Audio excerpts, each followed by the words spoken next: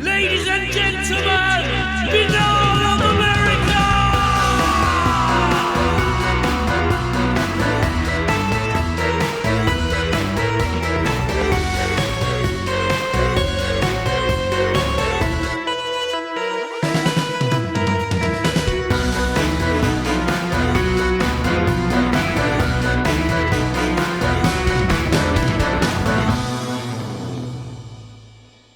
And now, ladies and gentlemen, your host, Tim Binnall. No commercials, no subscriptions, no network, no rules. And at the end of the day, my friends, no comparison. Welcome to a special edition of BoA, the revival, really BoA, the mothership in general. I'm talking, of course, about the holiday tradition like no other.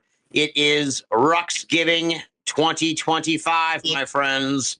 And it's a doubly special edition of Ruxgiving in the program. It's our 15th annual now Ruxgiving special. So this will be the 15th time we've sat down with Bruce to celebrate the holiday. Yeah, 15 exactly. Yeah, and weirdly enough, and I didn't plan this. Last time Bruce was on the show, and we'll get to Joe Vee. Joe Vee is with us as well.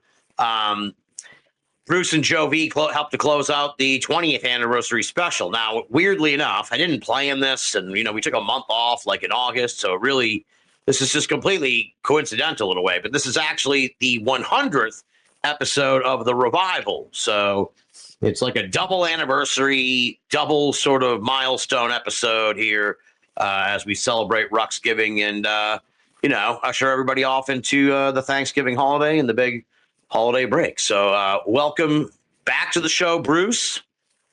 Always a pleasure. And as I alluded to, we teased this at the end of the 20th anniversary special. My old friend from high school, longtime Binnall of America listener, the guy who does the voice for the intro, the one and only Joe Vee. I invited him to come on as a special sort of co-host. I don't know what you'd call it. Interloper. Joining in on the festivities. I've likened him to Cousin Oliver, as we're in 15th season. We need to add like an adopted child, so we've brought Joe Vee in for the festivities as well. That's one name I would want to be equated with. Are you Scrappy Doo? Are you Scrappy? Scrappy Doo. Scrappy Doo. Better Cousin Oliver than if you ever watched Married with Children. There was that one season they introduced a new cousin character. Yes. And he goes upstairs one episode that never comes down again. So. Yeah.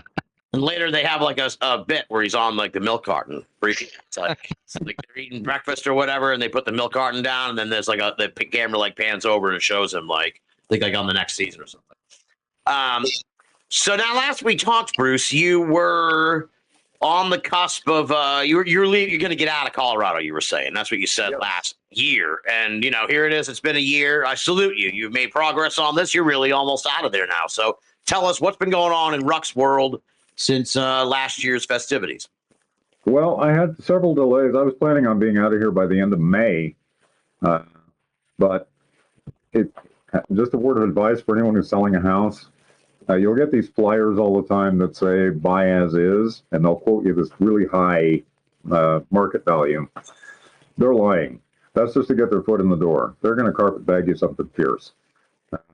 The best offer that I could get from any of these guys was like $310. And the property, at that time, the property was listing at $465. So, they were a full 150 grand below.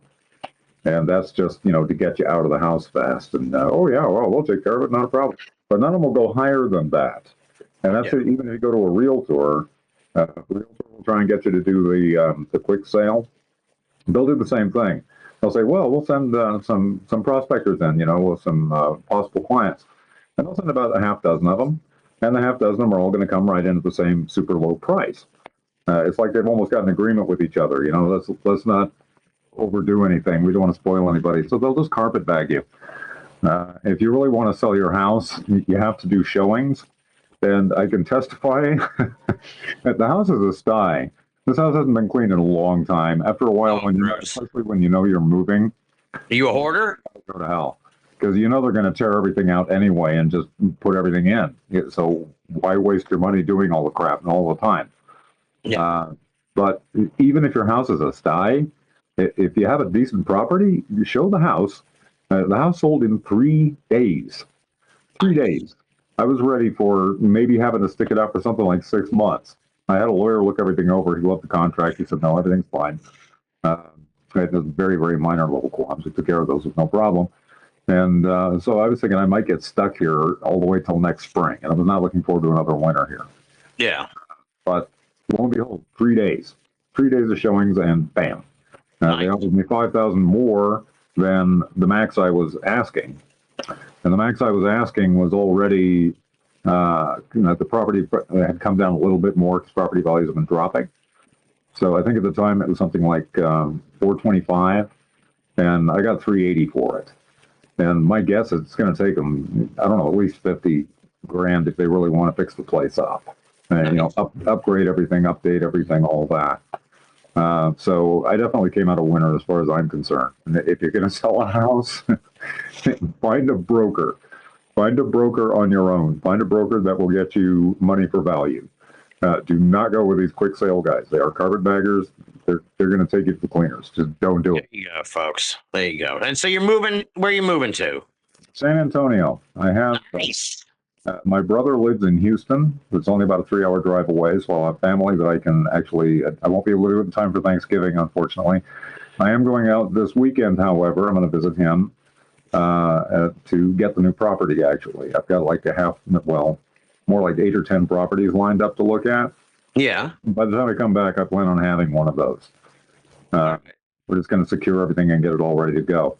Then I can spend the rest of the month finishing packing and spend all of December clearing the house out. Just get the dumpsters and pitch everything that I'm not taking with me. So that'll make things a whole hell of a lot easier. But, I have family there, so I can spend holidays with them. It'll be nice. Yeah, and you don't deal with the snow anymore. So I don't have to deal with snow anymore. If you've ever lived in Colorado, if you've ever lived in a winter state, but if you've ever lived in like Colorado or Minnesota, you're very anxious to leave winter behind and never say hello to it again. Having to sit through a winter is not fun. It's very expensive and it's very backbreaking if you have to shovel snow, especially on a corner lot, which is what I've got. It's a hell of a lot of space, and I do it myself, I mean, I can go to, and I will hire people if I have to, if it's like really heavy. But if it's like under 6 inches, I'm going to do it myself. And when I say when, it's under 6 inches because often it's way over that.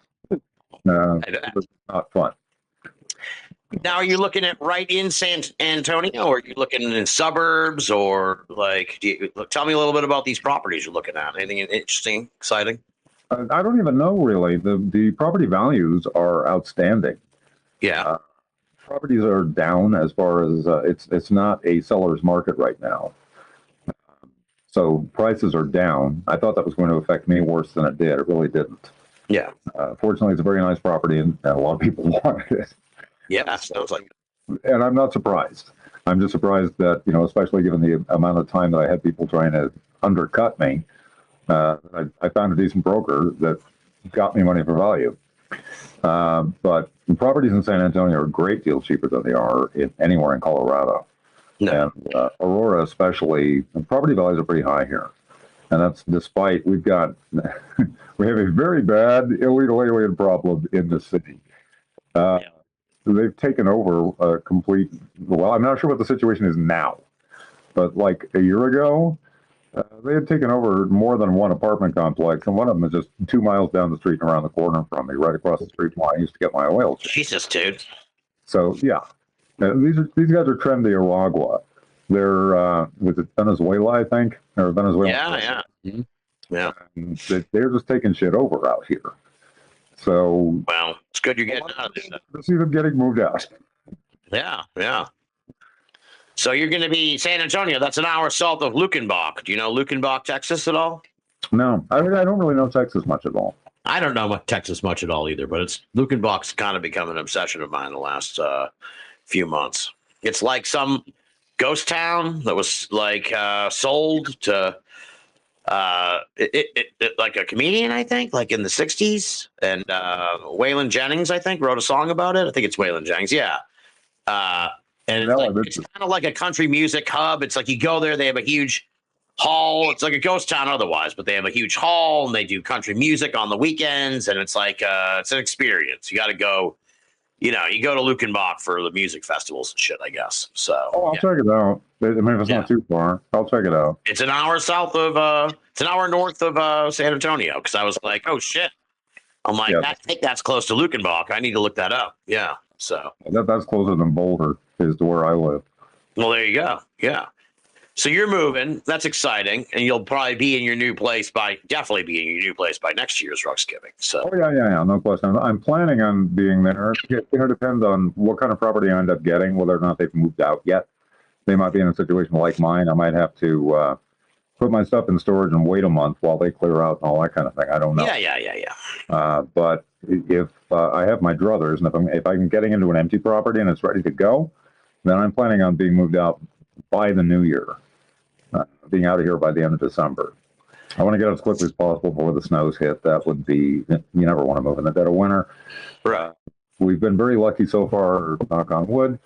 We have not had snow yet, which is highly unusual in Colorado. Yeah.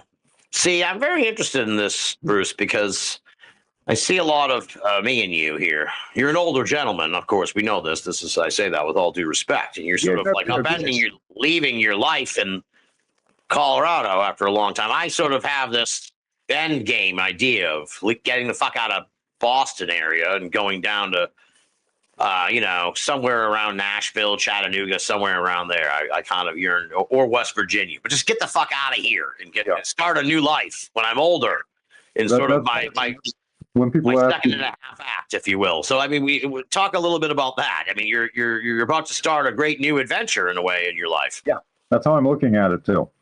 I'm actually quite eager to go. I've had friends contact me and say, you're having depression or feeling bad about leaving the property behind, and saying, no, the property is going to do a hell of a lot better without me because I can't afford to keep it upright. Right.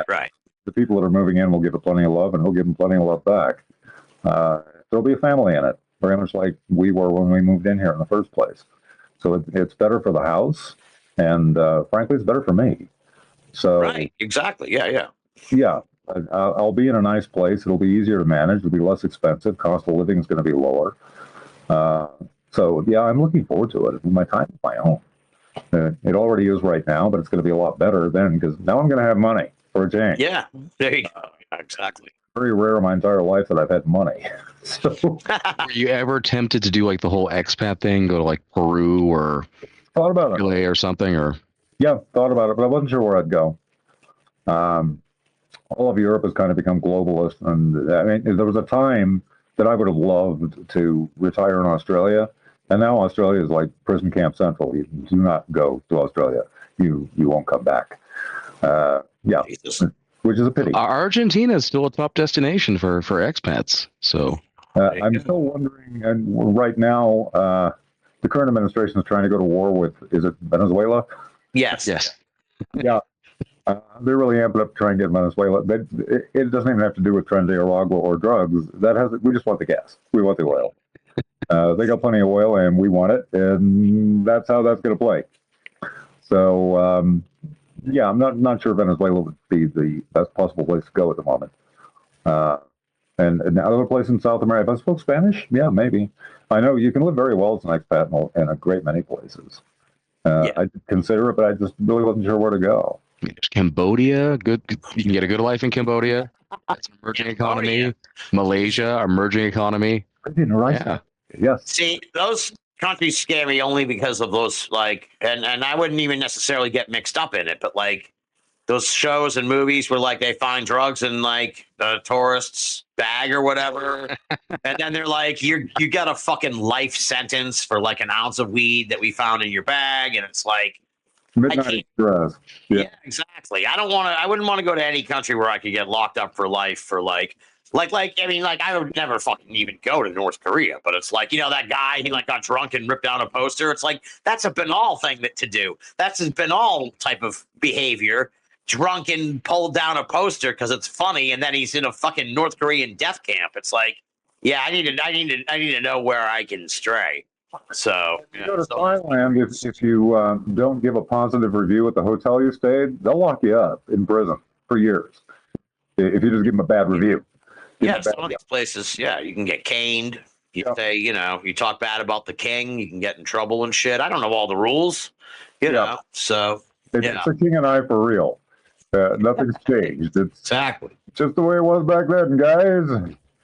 So I envy you, man. It sounds like, do you have any sort of like plans for what you're going to do? You're retired, right? Relatively speaking. I don't know if you're going to start working again down there or what, but like, do you have, what's your day-to-day life in San Antonio going to be like? Day-to-day life in San Antonio, I haven't even really decided yet. Awesome. I want to catalog some old tapes and stuff like that. I'm going to have to get a new reel-to-reel tape recorder, actually, because the old ones are just ancient.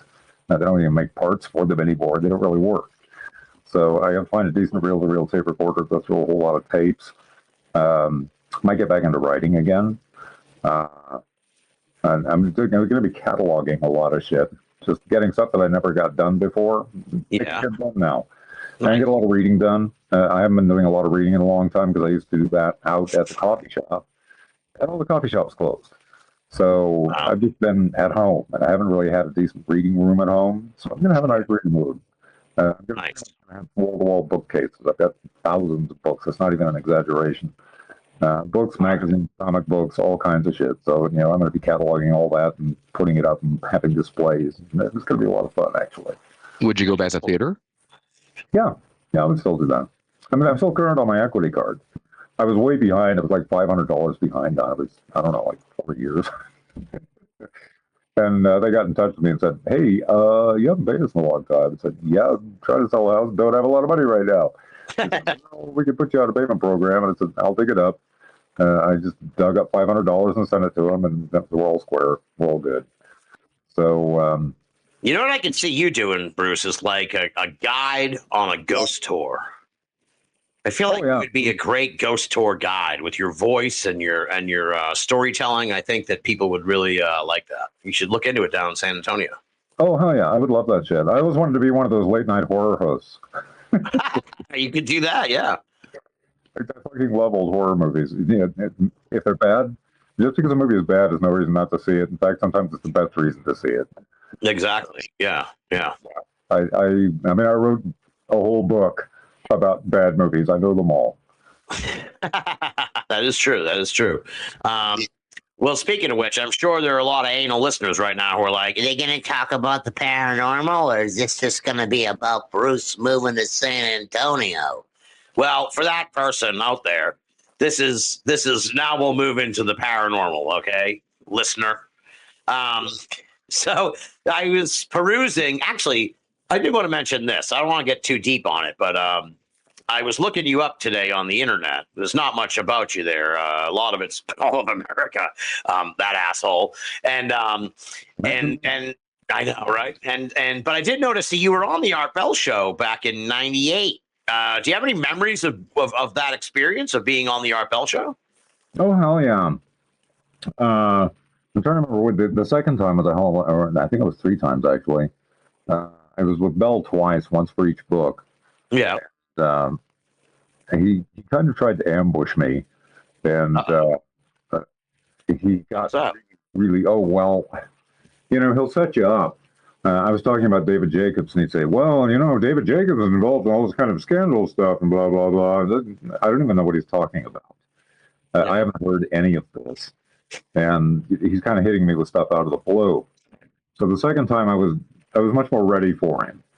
And I wasn't getting caught by any of that stuff. But the real problem is he spent a lot of time on the show with these call-in people. Yeah. And these call-in people are not sidewalk schizophrenics. They're pretending to be sidewalk schizophrenics. These are intelligence guys who are calling up to fuck you up. What do you think? Oh, hell yeah. Most of them. Okay. You might get 1 or 2 that are legit. But, the sidewalk schizophrenics aren't going to bother calling in any place, where agents will. That's their job. That's what they do. They're there to trip you up and make you look stupid. So we'd end up losing, 10 minutes at a time with some caller. The lizard people. I have seen the lizard people. And they'll just go on. And he'll just let them go on for 10 minutes. He's not going to shut them up. Yeah. So I remember that. That was a pain in the ass. And after Bell left, I forget who the replacement was that I talked to. It was a woman. Yeah. She was really solid. I mean, she'd actually read a lot of the material, and we talked quite intelligently about Hollywood versus the aliens, especially. So I enjoyed that very much. I tried to meet Bill. He was in town. Oh, really? Yeah, he was in town. It was after I'd been on his show a couple of times. And he happened to be talking at a place that was just down on Colorado Boulevard. It's very close to where I live, not far.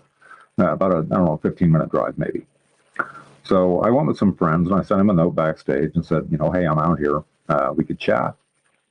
And I didn't get any kind of response. And he had like all these security people around. So, you know, they were giving us the side eye. It's like, why are you giving us the side eye, man? I sent you a note. I told you why I'm here. But, you know, I didn't try to push in on him or anything. I found out later, this was when he was having problems with threats in his life. His family and all that. Yeah, yeah. All that nonsense. But I didn't know any of that at the time, so I thought it was kind of strange. R was an okay guy. And once he got through the bullshit and stopped trying to ambush you, and like the second time I was on, he was a lot more straightforward, but I think he was much more interested in the Hollywood stuff.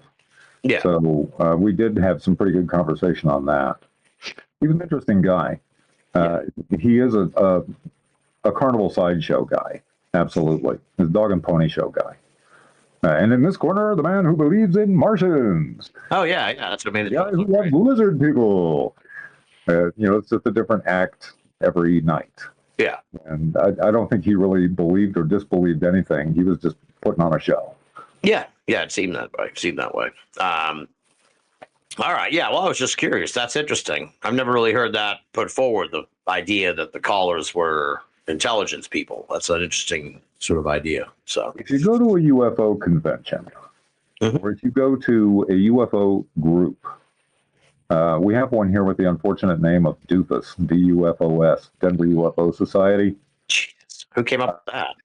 I would like to slap some fucking doofus came up with it. Just wanted their name memorialized. And, yeah. They're actually a lot smarter than their name would imply. They're well written, and I've had a couple good talks with them. But as I told them, and as I tell anyone else, any kind of convention or talk that I'm giving, I say, okay, everyone, look to the left of you, look to the right of you. If one of the people that you just looked at is not intelligence, you are. They are there, and there are going to be that many of them. They are there specifically to derail any speaker and be the call-in guy who talk like this about the lizard people and all that. They're there to derail you. Interesting. Okay. So I always just assume these were crackpots. So you're saying these are intelligence people playing the role of crackpots? The majority of them, I would say, yes. You probably got one or two legitimate ones. I mean, they would know who the actual schizophrenics are. I should hope so. If they're like, that's not rats. That I've never seen that guy in the commissary, so he is a legitimate lunatic. Right. All right. Why do you think the government would go to such efforts to keep tabs on flying saucer buffs? It's the top secret in the entire world. It always has been, it still is, and it's going to remain so until the Martians land. Until they land everywhere, you know, in Red Square, until it's the day the Earth stood still. And they land in Red Square and in China and Washington, and it's all over the news. It's going to remain the top secret in the entire world. They don't want anyone thinking about it at all in any way, shape, or form. But if they are thinking about it, they want them scared to death of it. And you'll notice the guys like Dave Grush and what's his name, Luis Elizondo. They sell the scare stories, you know. Yeah. Well, you know, there's aliens. They're hybridizing with human beings, and so there's like some of the abductees are talking about, you know, they're like space Nazis. They're going to take over the whole world. They're going to replace the human. Oh, shut up. They have no idea what the hell they're talking about. They're just there to scare you. All right. Yeah. Well, I kind of assumed that because when this thing started up again, it's like the word threat stood out like a big red bold caution sign of like, okay, that's what they want you to hear. Like they're using the word threat quite a bit. So it's like, obviously they want us to think that these are a threatening phenomenon when it's like, they probably could really kind of care less really about us one way or the other. Well, the irony there is I can understand why they would be looking at things that way. If you really want to understand how the Pentagon and how the intelligence agencies look at things, or all world governments, not just ours. If you watch back the old 1950s and 60s movies, all the alien invasion scares, that's exactly what they were thinking at the time. Their information was kind of scarce. They knew that abductions were taking place. They knew mind control was involved. They've got agents of a foreign government living in their own countries, and that government is so foreign it's not even from this planet. And they don't know anything about that government. Yeah. So I could see why you have the old invasion of the body snatchers and invaders from Mars and War of the Worlds and all that shit. They were scared to death of this shit. Yeah. Over the years, you get enough research into it. I mean, like Douglas MacArthur was terrified of this crap. He was telling West Point graduates that the next war was going to be with evil beings from outer space, quote unquote, back in 1955. So, yeah, I can see where they were coming from, but we've had decades now. Yeah, And exactly. with all the research that's gone in, and we've got a lot of research in on abductees in particular and talked with them. And the legitimate ones, and there are a hell of a lot of illegitimate ones, who are there to destabilize. But the legitimate ones, there's a consistency to their stories and they make sense. And all of this, take over the world space Nazi shit is a bunch of take over the world space Nazi shit. This is BS. Yeah. That's not at all what's taking place. And once you know that this has actually been going on as long as the human race has been on this planet, this is nothing new at all. It's only new that we have discovered it and figured it out over the last 3/4 of a century or so. Right. And that's the general public. It's like the power brokers have known all along. Yeah. But like I said, they don't want you thinking about it at all. But if you are thinking about it, they want you scared to death of it, because then they get appropriations. We need better weapons. We need better space stuff. We need things to fight the evil alien beings that Douglas MacArthur told us were going to come here and take over the human race. Yeah. Wouldn't there, Bruce? I mean, wouldn't there be some sort of like wisdom to that insofar as, you risk a full paradigm shift, right? If you take a look at, let's use a contemporary example. You look what Russia's trying to do in the Ukraine. Right. That's trying to overthrow the paradigm of like the post-World War II order, and look what's happened. You got wars firing off everywhere, and there you go. I mean, I could see a scenario where if you finally say, okay, they're here, they exist, there's a superior intelligence to us that can come here and go as it pleases, I could see them thinking, yeah, Bedlam's about to break out once you do that, because the human psyche is just, it can get fragile very quickly. Oh, sure. Yeah. But this is the reason. It's like, look, all the world governments know this. I mean, the president or prime minister of any nuclear space race country knows all of this. Everything I read about in my books, they know it all. I remember when India found out about it. That was about the turn of the millennium. I think it was around 2004. It might have been a little bit earlier. But their defense minister was very transparent with his people. It was in India Daily. He talked about nuclear incursions taking place in India because they'd become a nuclear power. And the conclusions that he and his intelligence gang had come up with they were exactly the same conclusions that my book came to. This is an automated system. These are ships being piloted by robots who are here to sabotage our nuclear and space development. They're synthetic creatures. The technology is superior to our own. We thought it was the Russians or the Americans, and the Russians and the Americans came and talked with us. And they thought the exact same thing about each other back in the 1950s until they got together and realized this ain't us. Yeah. So, yeah, once you become a nuclear space power and once they start making incursions, they're in real time. You're watching India figure it all out.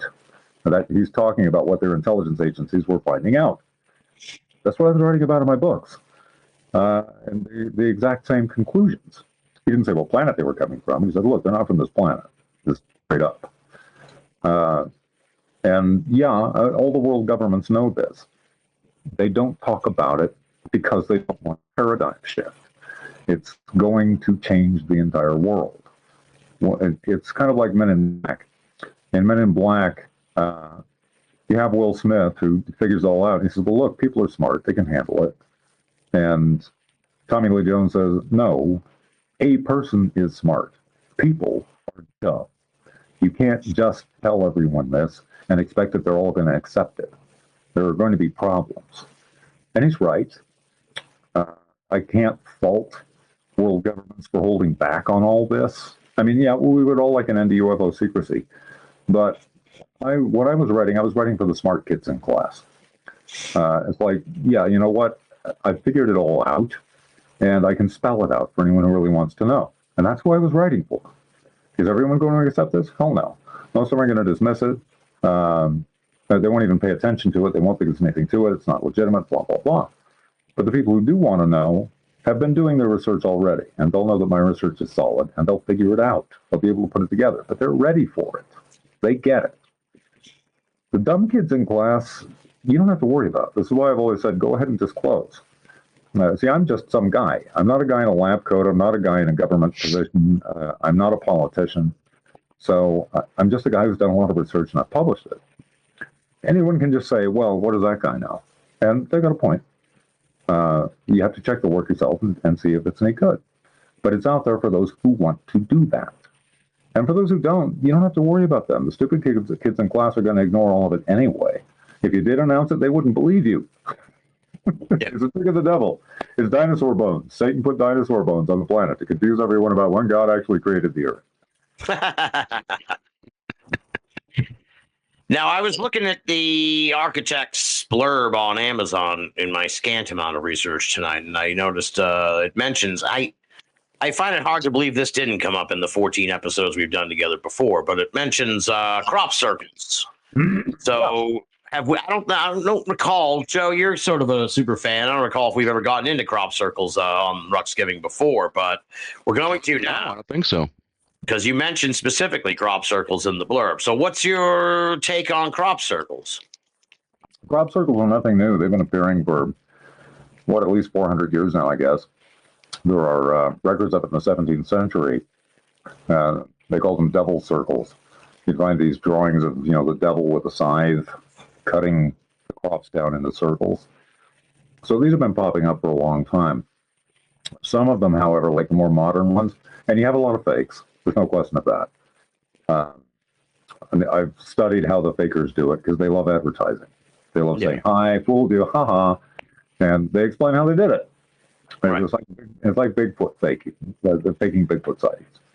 So, yeah, you don't have to worry about that. They'll tell you how they did it.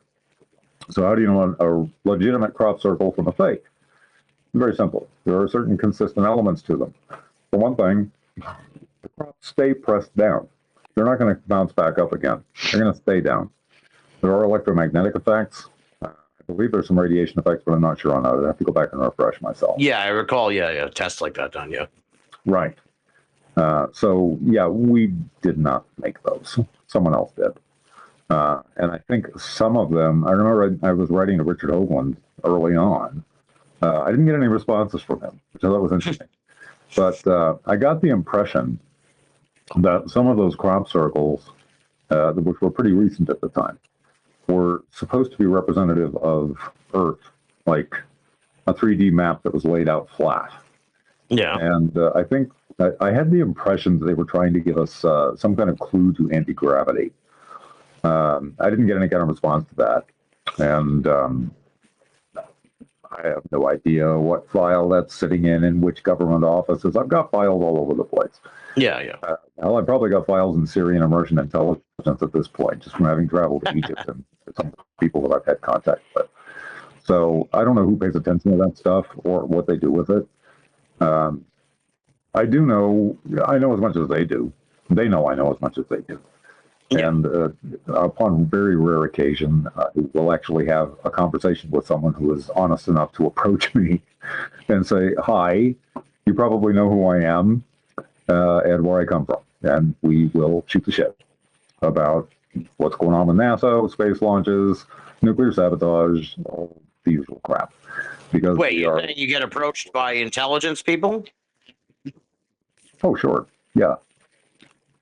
Where? Not to, oh, hell, I'm the coffee shop.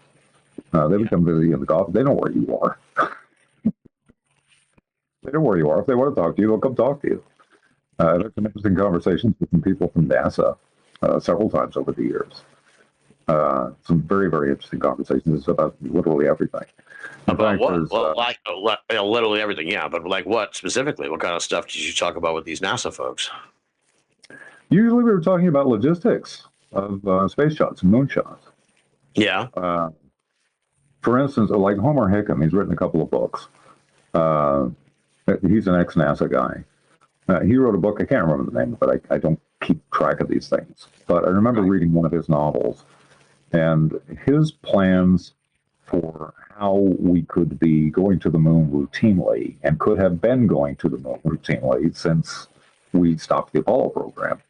Yeah. We could have been doing the shuttles. Right. I came up with the exact same, all the details that he came up with years before he did. So I was reading that, and I was just kind of laughing in salute that, hey, man, you got it. This is exactly how I pictured doing it. And it's feasible. We could have been going to the moon since 1974. Yeah. 2 and 1. It's entirely possible. They wouldn't tell us. That's all. They'd just be sending shuttles on these missions. And if anybody touches them, they'd say, oh, well, they're putting something in space, blah, blah, blah, putting up satellites, important stuff, got to keep eyes on the Russians and the Chinese, and blah, blah, blah. So, yeah, it's entirely possible we've been doing that for a very long time. I just don't know. But there are logistical problems, just like there's logistical problems with radiation, like the Van Allen belt, and especially on the moon. I mean, the moon is incredibly fucking radioactive. It's got no atmosphere, and you've got solar rays and cosmic rays bombarding the surface constantly. It's radioactive as shit. So that's one of the arguments I give for why we probably did not go to the moon back in the 1960s. It's very difficult to imagine how we did. Once you actually have studied the logistics that are involved, it's very difficult to believe that we would actually have set foot there. Well, I've seen pictures of I read an article not too long ago where they had a picture of a crater or whatever, a cavern kind of thing, and they're like, this is where they'll, NASA's looking at if we're going to go live on the moon, we start in this little crater or whatever, because it's it would be shielded or something like that. So I don't know. Maybe they did that already. Who knows? Although that's a lot of talk about logistics. I mean, it seems kind of hard to believe they could build a base on. I mean, that would take a ton of manpower or machine power that I don't even know if we have the. It's one thing to fly to another world on a rocket and everything, but then to land and then have the machinery to build some kind of base and shit. I find that almost too hard to believe that they could pull it off secretly. But I don't know. There are some serious problems. First off, there's so much dust on the lunar surface. You can't have anything with wheels land. You'd have to have skids, like skiing into position, but then you'd also have to be able to take back off again. Water is a very severe problem. There is water in the bottom of a lot of lunar craters. And there's a lot of studies been going on that. In fact, I keep up on that. They post things on that on YouTube every now and then, and I pay attention to them. And it's scientific guides. I mean, they're giving you the actual stuff, saying, well, this from satellites, and this is the study that was run. This is who ran it. These are the years they did it. So yeah, we know there's a lot of water actually on the moon, but it's at the bottom of craters, and we don't know how much of it there is because we can't see down there. The whole reason that there's water down there is because the sun never gets down that far, and we can't get to look down that far, so we don't know how much water is down there. Plus, like I said, the surface of the moon is a goddamn nuclear reactor, and it's just pumping radiation out like nobody's business. It reflects it back just like the desert reflects back heat, Yeah. That's why the desert's so cold at night, because it can't absorb heat. And the lunar surface is just reflecting radiation back constantly. Plus, it does collect in the dust. I mean, it collects everywhere. Everything's radioactive as shit. No place to raise your kids, right? Like a song says. No. Really far. There goes the neighborhood. Yeah, you don't want to be there.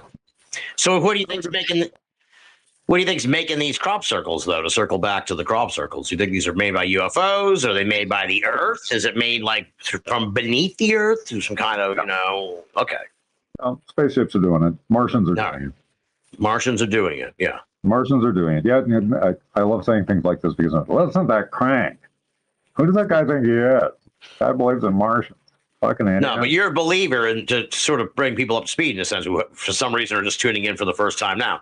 Like, yeah, you believe that this all emanates from Mars. Yeah. That the Martian human connection, and yeah, they came and made us essentially. And I'm not going to totally, I'm probably going to botch your sort of general thesis, but that's the idea, right? Well, yeah, but generally speaking, to me, the ancient astronaut school and the modern UFO school should really pay attention to each other because they answer each other's enigmas and questions. It's not one or the other. The one completely answers the other. Yeah. They're human. These are not alien beings. They're alien to our planet. Yes, they don't live here, but they're no more alien than Mexicans or Swedes or Japanese are who move here. They're human beings who live someplace else. They just live a lot farther away than Japan or Sweden or Mexico. Do you think, I'm going to stop you, do you think these They're they're still around? Are they like civilization? now these Martians? Are they like a 1-for-1 to human? Like, could Joe here be a Martian, or would there be something about him that we would know right away? Yeah, would we be like, oh, okay, this guy's not like a human, or are they so like similar to humans that we would not know the difference? What do you think? Unclear. My guess is that there are some subtle differences. Maybe they don't have an appendix. Maybe their appendix works. Maybe they don't have earlobes. But yeah, they would pass for humans if they walked down the street. Yeah, right. You wouldn't know unless they told you, and even then you wouldn't believe them. So where are they, though? Unless they put you in their sports car and flipped you around the moon a couple times and then brought you to your backyard. But you wouldn't have any reason to believe them. Yeah, they look just like us. Joe, you got a question? Oh, sorry. You know, where are they? I mean, let's say we go with there's some on the planet Earth. Where are the rest of them? They're back on Mars and other places in the solar system, and probably, I don't know how advanced their technology is. They could be all over the universe at this point. Okay. All right. So it's like an ancient species of humans, and we're just kind of like this little offshoot side project kind of thing where they're like, look, let's seed Earth with some more of us, and we'll see how that goes while we're tending to our space empire, if you will. Is that? Yeah. And we're sort of Australia. They just kind of keep tabs on us. Right, right. Interesting. All right. Yeah. Well, it does that, kind of, in a sense, it does answer. It's a very tidy and a tidy answer for the classical question of like, where are the aliens coming from? Where it's like, they're right there. And where's the proof? Where's this legacy civilization? The legacy civilization. Why is there no evidence of it? Because it's on their planet. It's not on ours. We see the artifacts that they left behind, but they took everything else back with them many millennia ago. And the rest of it got buried in the sand. You don't find too much of it. We do find out-of-place artifacts every now and then. We find, hammers and screws and all kinds of things that couldn't possibly exist because they're like 450,000 years ago. But these are machined pieces, machined metal. And people don't like to talk about those. They call them oopas or oops, out-of-place artifacts. Yeah. The Smithsonian likes to bury them. Wow. It's a lost art. We got to put it in a crate and stick it in the back somewhere. Do you think that there's Martians among us? Either like intelligence. No, I mean Martians, not intelligence agents. You think there's Martians like who are integrated into our general society as but they're from that other breakaway civilization or origin civilization, let's call it, if you will. I kind of doubt it. My own guess, this is where I go back to the 1950s and why governments were terrified of this shit. I do believe that there are different tiers of abductees. Yeah. And some of them I do believe are sleeper agents. I mean, they are under mind control. This is like universally acknowledged by anyone who accepts that alien abductions are taking place. They are under mind control. We know that these same people are involved in nuclear sabotage and space sabotage. Whose hands do you think they're using? Who are their agents down here? Where are they going? Oh, I see what you're saying. Right. Interesting. All right. Ooh, those poor abductees. They don't even know. Yeah, I think we talked about this before. It was very chilling observation. Manchurian candidates, yeah. Yeah, the Manchurian candidates, yes. Remember this, yeah. What about cattle mutilations? Do you have thoughts on that? Being done by two parties Who started it? I don't know. A lot of the cattle mutilations have to do with studying T-cell alteration, which is the kind of thing you see our bioweapons labs doing. Yeah. Wow. Diseases. And we know in some instances that, because we found stuff left behind, scalpels, paint, that our military does visit some of these sites. The question is, did they get there first or did the Martians get there first? Who's keeping tabs on who? Ah, interesting. But you can bet wherever there is military activity, there's going to be flying saucer activity. And wherever there is flying saucer activity, there's going to be military activity because they are keeping tabs on each other. When we're talking about a Cold War, this is a Cold War. It's been for a very long time. An adversarial relationship. They keep tabs on each other. Interesting. So what do you think of the old sort of conspiracy theory that the government cut a deal with the aliens, Eisenhower and all that?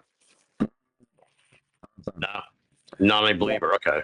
Everything that comes into that story is very easily debunked. There was a story, that Eisenhower was supposedly at the dentist and blah, blah, blah. And he was actually Yeah, that whole thing, yeah. blah, blah, blah. Dentist, we got the records. And no, none of the story holds water. Anytime I hear these stories, and I've heard these stories many times before, they get repeated and they get little particulars changed, which of course basic was, what year it was, which president it was. But they always come down to the same thing. Oh, well, the aliens made a secret deal with human beings in order to harvest human organs and do what they want to do with human beings secretly, Right. Why in exchange for technology. No, I don't think so. I just don't see any evidence of that. In fact, all the evidence that I see completely contradicts that entire story. I can't imagine that they would land and just do that. And just for starters, as soon as they start talking about, gray aliens, the strawberry ice cream story, all that BS. Right. Yeah. I just did a show on that recently. Yeah. No, this is just crap. The second they start talking about gray aliens, it's kind of like this. And I admit I have a bias on this, but my bias is based on a hell of a lot of research. And that research checks out. The Greys are not alien beings. They are alien technology. They are robots. These guys are androids. There's C-3PO, 4PO, 5PO, and 897PO. They're formed out of a mold. They're completely expendable. They're perfect space exploratory beings. Right. They don't have to. They don't have to sleep. They don't need rest or relief or recreation facilities. They can adjust to any gravity. They can self-sterilize. They can repair each other and repair the craft. They can collect samples. They're bulletproof, blast-proof, blade-proof, bomb-proof, everything but crash-proof, and mostly even that. So nothing is even lost if they do lose one. The thing doesn't. They make them out of a mold. They're common. And if you lose one, it's already transmitted its information back to the ship. You haven't lost shit. Yeah. They're perfect for space exploration. They make perfect sense. It's kind of funny in a way because it's like we're getting better and better with these robots and shit. It's like you half wonder when we're going to get to the day when we're like, when we have our own gray aliens, in quotes, when we're like, yeah, we've come up with the best way to, if we want to explore Mars and the moon, we're going to send this craft, it's going to open up and we'll have these little fucking humanoid robots that we control that can go and do all this stuff. And it's like, maybe then it'll dawn on people. They'll be like, hey, wait a minute.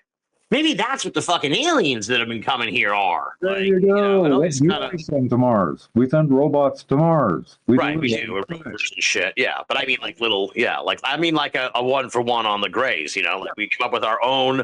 I'm surprised nobody suggested a whole lot more. Right, but we're getting better at making robots, so it's like we're only a generation or two away from that. Yeah. Very much being a possibility but like an avatar in a way where they control an individual or a team. NASA would control one of these little guys and fucking they would fly the craft and everything else. There'd be a bunch of, Oh, yeah. I mean, it doesn't even have to be autonomous. My guess is that most of these things are autonomous. There's controls of central artificial intelligence. But you could personally control those. You just remote control them for wherever you were. If you had your base nearby or if you were on the ship, you could be programming exactly what it's doing. You're looking right through its camera eyes. Yeah, exactly. Whatever you want to pick up. You just control it completely. It's a puppet. Yeah. We need to get in touch. Next time you talk to your friends at NASA, Bruce, we need to tell them this idea. They don't already know. Like they don't already know. You remember the X-Files episode with the cockroaches? Vaguely. I'm not a big X-Files guy. Bruce, Well- Joe, do you know that one? There were these I do, cockroaches yeah. that were appearing all over the place, and some people were dying of heart attacks with these things. They were scaring people to death. They were metal. And there was a guy on the show that was suggesting, look, these are probes. These are some of the alien probes. They're ideal. They can collect them. They're the exact same information that I've just been giving you with the whole robot thing and C-3PO and all that crap. It's like, look, man, these are alien devices. They're probes. They're picking up information. That's all. And I thought it was interesting that X-Files was actually posing that. And the guy in the show that was doing this was creating his own robot probes to send to Mars and other planets that are built like insects because they can move very well over various types of terrain. Makes sense. Very effective. I just thought it was interesting that X-Files actually brought that up in, God, what was it, 2000s, I think it was. Yeah, yeah.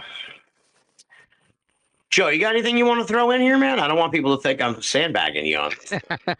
You're our cousin Oliver. You're our special With Joe. because I know.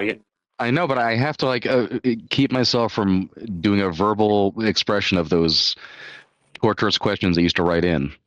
Yes, Joe famously wrote in all these long and convoluted questions that I would be like, so that's why Those ones I thought were good questions. some of them were good. Some of them, I only read the one. Some of them were begrudgingly good. I'm talking to one of my trolls. He's not even an intelligence agent, but he's one of my trolls.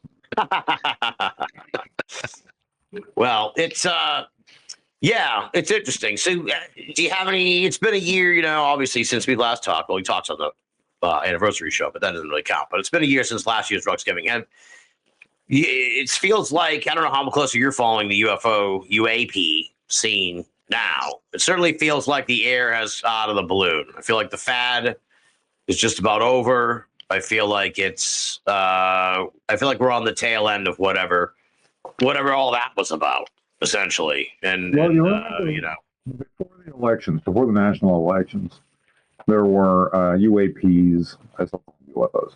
There were UFOs all over the place, but they weren't so unidentified. They were definitely drones. Oh, this was after the election. December. It was in December. Okay. Right. Yeah.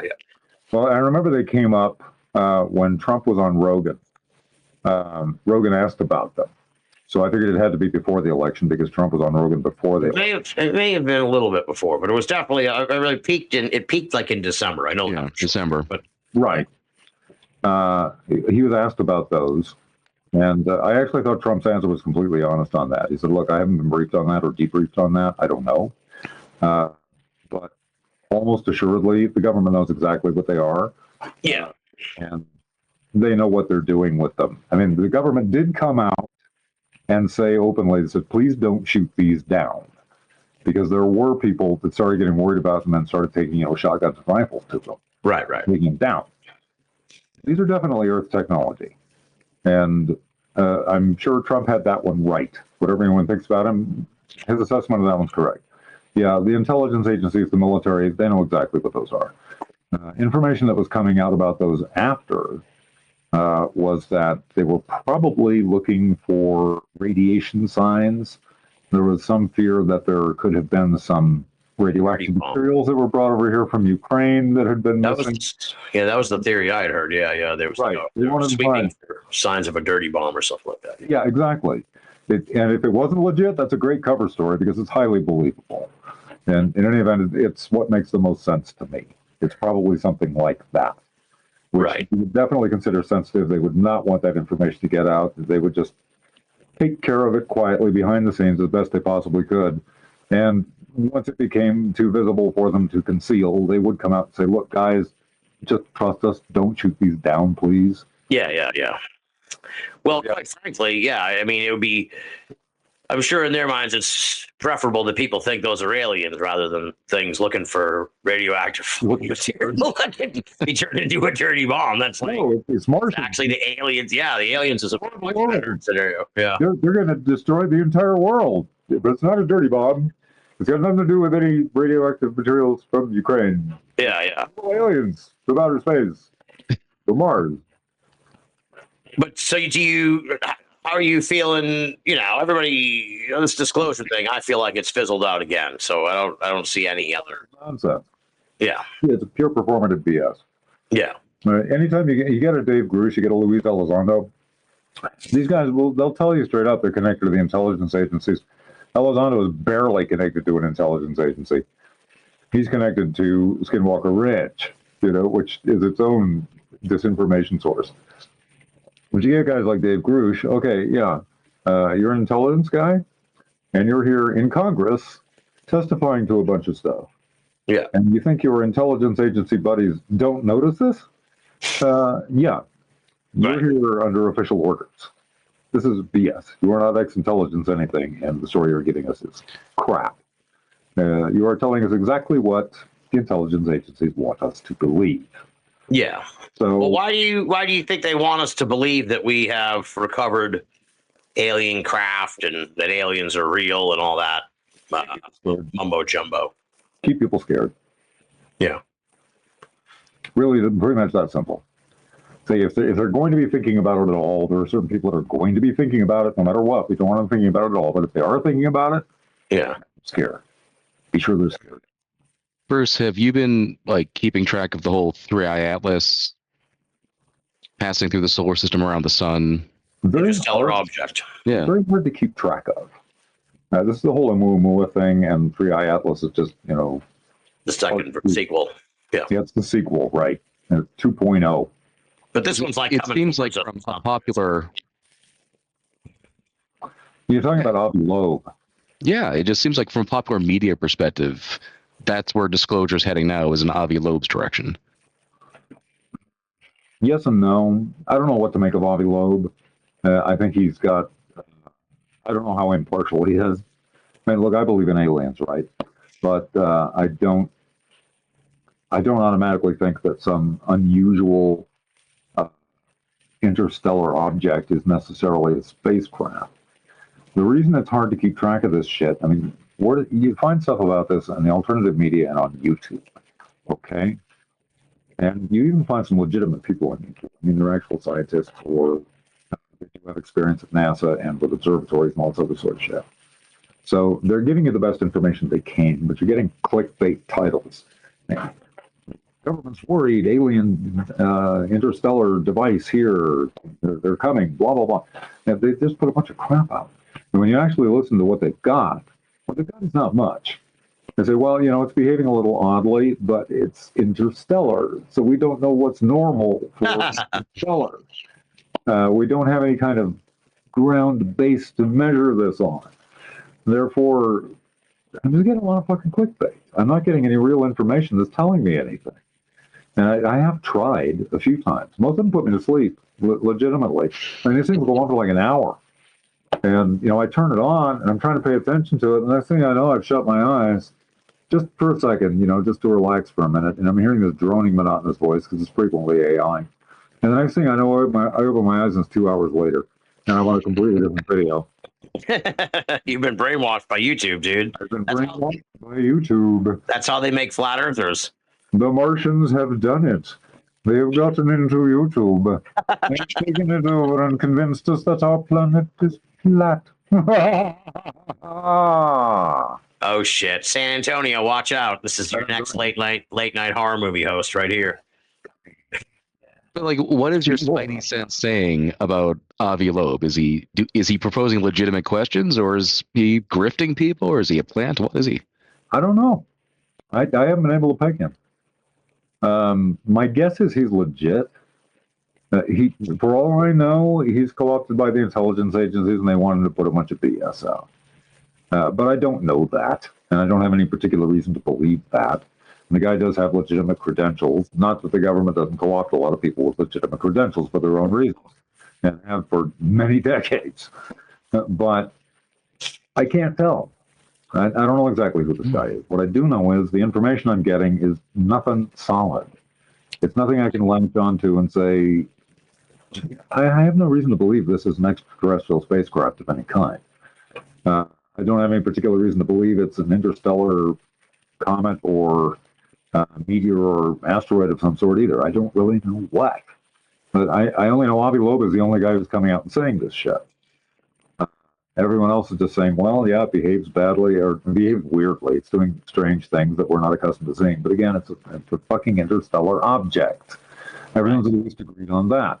We don't have a baseline for how an interstellar object is supposed to behave. By our understanding of physics, yeah, it seems to be doing a few odd things. We don't know its exact composition. We don't know what it's made of. We have some guesses. I can't tell you. I don't know. And I don't know who Avi Loeb is. And I mean, he's not Dave Baruch. Thankfully. But I don't know who he is really. Well, I mean, I would just chime in just to say that, like, he strikes me as someone who, and I've seen this kind of like happen over the years, or at least this is my suspicion in a sense, where like someone probably told him something, whether that something is true or not doesn't necessarily matter in this context, but someone told him something that has made him into a true believer. Like, you know, and he's kind of like, you know, listening and talking to Bruce, like Bruce doesn't need the aliens to be real or the Martians. Like you're doing all right without, but there seems to be like this innate like mission on Avi Loeb's part to prove this or something. Like there's a need. There's an interesting kind of need I find, but I don't know. I don't know much about the man. I don't really, you know, I haven't really followed his stuff too closely, but it seems like he is a true believer. And when I see people like that in positions of power or prestige, I usually kind of assume someone like, you know, got in their ear and convinced them that like, that they, you know, he came out of the blue with the Muamua when that came by in 2019. Right. Yeah. Well, But yeah, I agree. yeah. I think someone's kind of coaching him or pointing him in that direction. I mean, if he's not actually an intelligent stooge, that doesn't mean there aren't stooges around him who are feeding him crap. Exactly. And I mean, I'm not an astrophysicist. This is the entire problem. I'm hearing a bunch of stuff I cannot evaluate. I don't have the discipline and the science to understand it. And the people that do have the discipline and the science to understand it are not able to explain it adequately so that I can come up with a solid understanding of exactly where it is we're dealing. But yeah, I do think Avi Loeb does have someone in his ear and kind of over his shoulder, if you will. Whether he's aware of it or not, I couldn't tell you. He could just be a useful idiot. And I do think he's a true believer. He seems pretty convinced of all this. I'm not going to dismiss it out of hand. I don't know. I mean, I just don't have enough information to gauge. Not for lack of trying to keep up. Right. Because it's one thing if he was like, oh, the Umamamu is, you know, maybe this is an interstellar thing. Then it's like, nah, it turns out it's not. And then he just kind of moved on with his life. But he's like, no, I'm the Galileo guy now. I'm going to be the guy leading the Galileo project. I'm going to spearhead the discovery of the aliens. And it's like, okay, why are you, you know, where's this coming from, Avi? Now, A few years ago, he went hunting for debris in the ocean. Yeah. Around the same time that thing blew up. So the submersible, like the same time, I think. Yeah. I would want to know about the debris from the blown up submersible. I would. No, he wasn't looking for that, but he was also doing a deep sea expedition at the same time, I believe. That's just weird timing of it. Yeah, I don't know about these guys. I couldn't tell you. Yeah. It's like the guy who, this is where you get into the intelligence question. There's the physicist, and his name is suddenly escaping me, probably because I just had a beer. He's the guy that was championing the single bullet thing for JFK and blowback and all this other kind of crap. And he did cosmic ray studies in the pyramid. He's a government guy. and he puts out whatever the government wants him to put out. And every now and then what he says is legit. I mean, you can verify it.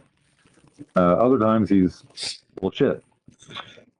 He's definitely in on the government payroll, and what he's doing at any given time, kind of hard to say. But they do buy, impressive people with credentials. I mean, J. Allen Hynek was one of those guys. He was bought specifically in order to put a lid on everything. Yeah. He was doing his own research, and he expected he was going to have the day that he would be able to publicize it, because I'm sure that's what they sold it with. And of course, that day was never going to come. But yeah, if you read like his and Jacques Vallée's notebooks, or Vallée in particular, Vallée kept very, very thorough notes. Oh, the journals? Yeah. Yeah, his journals. They're excellent reading.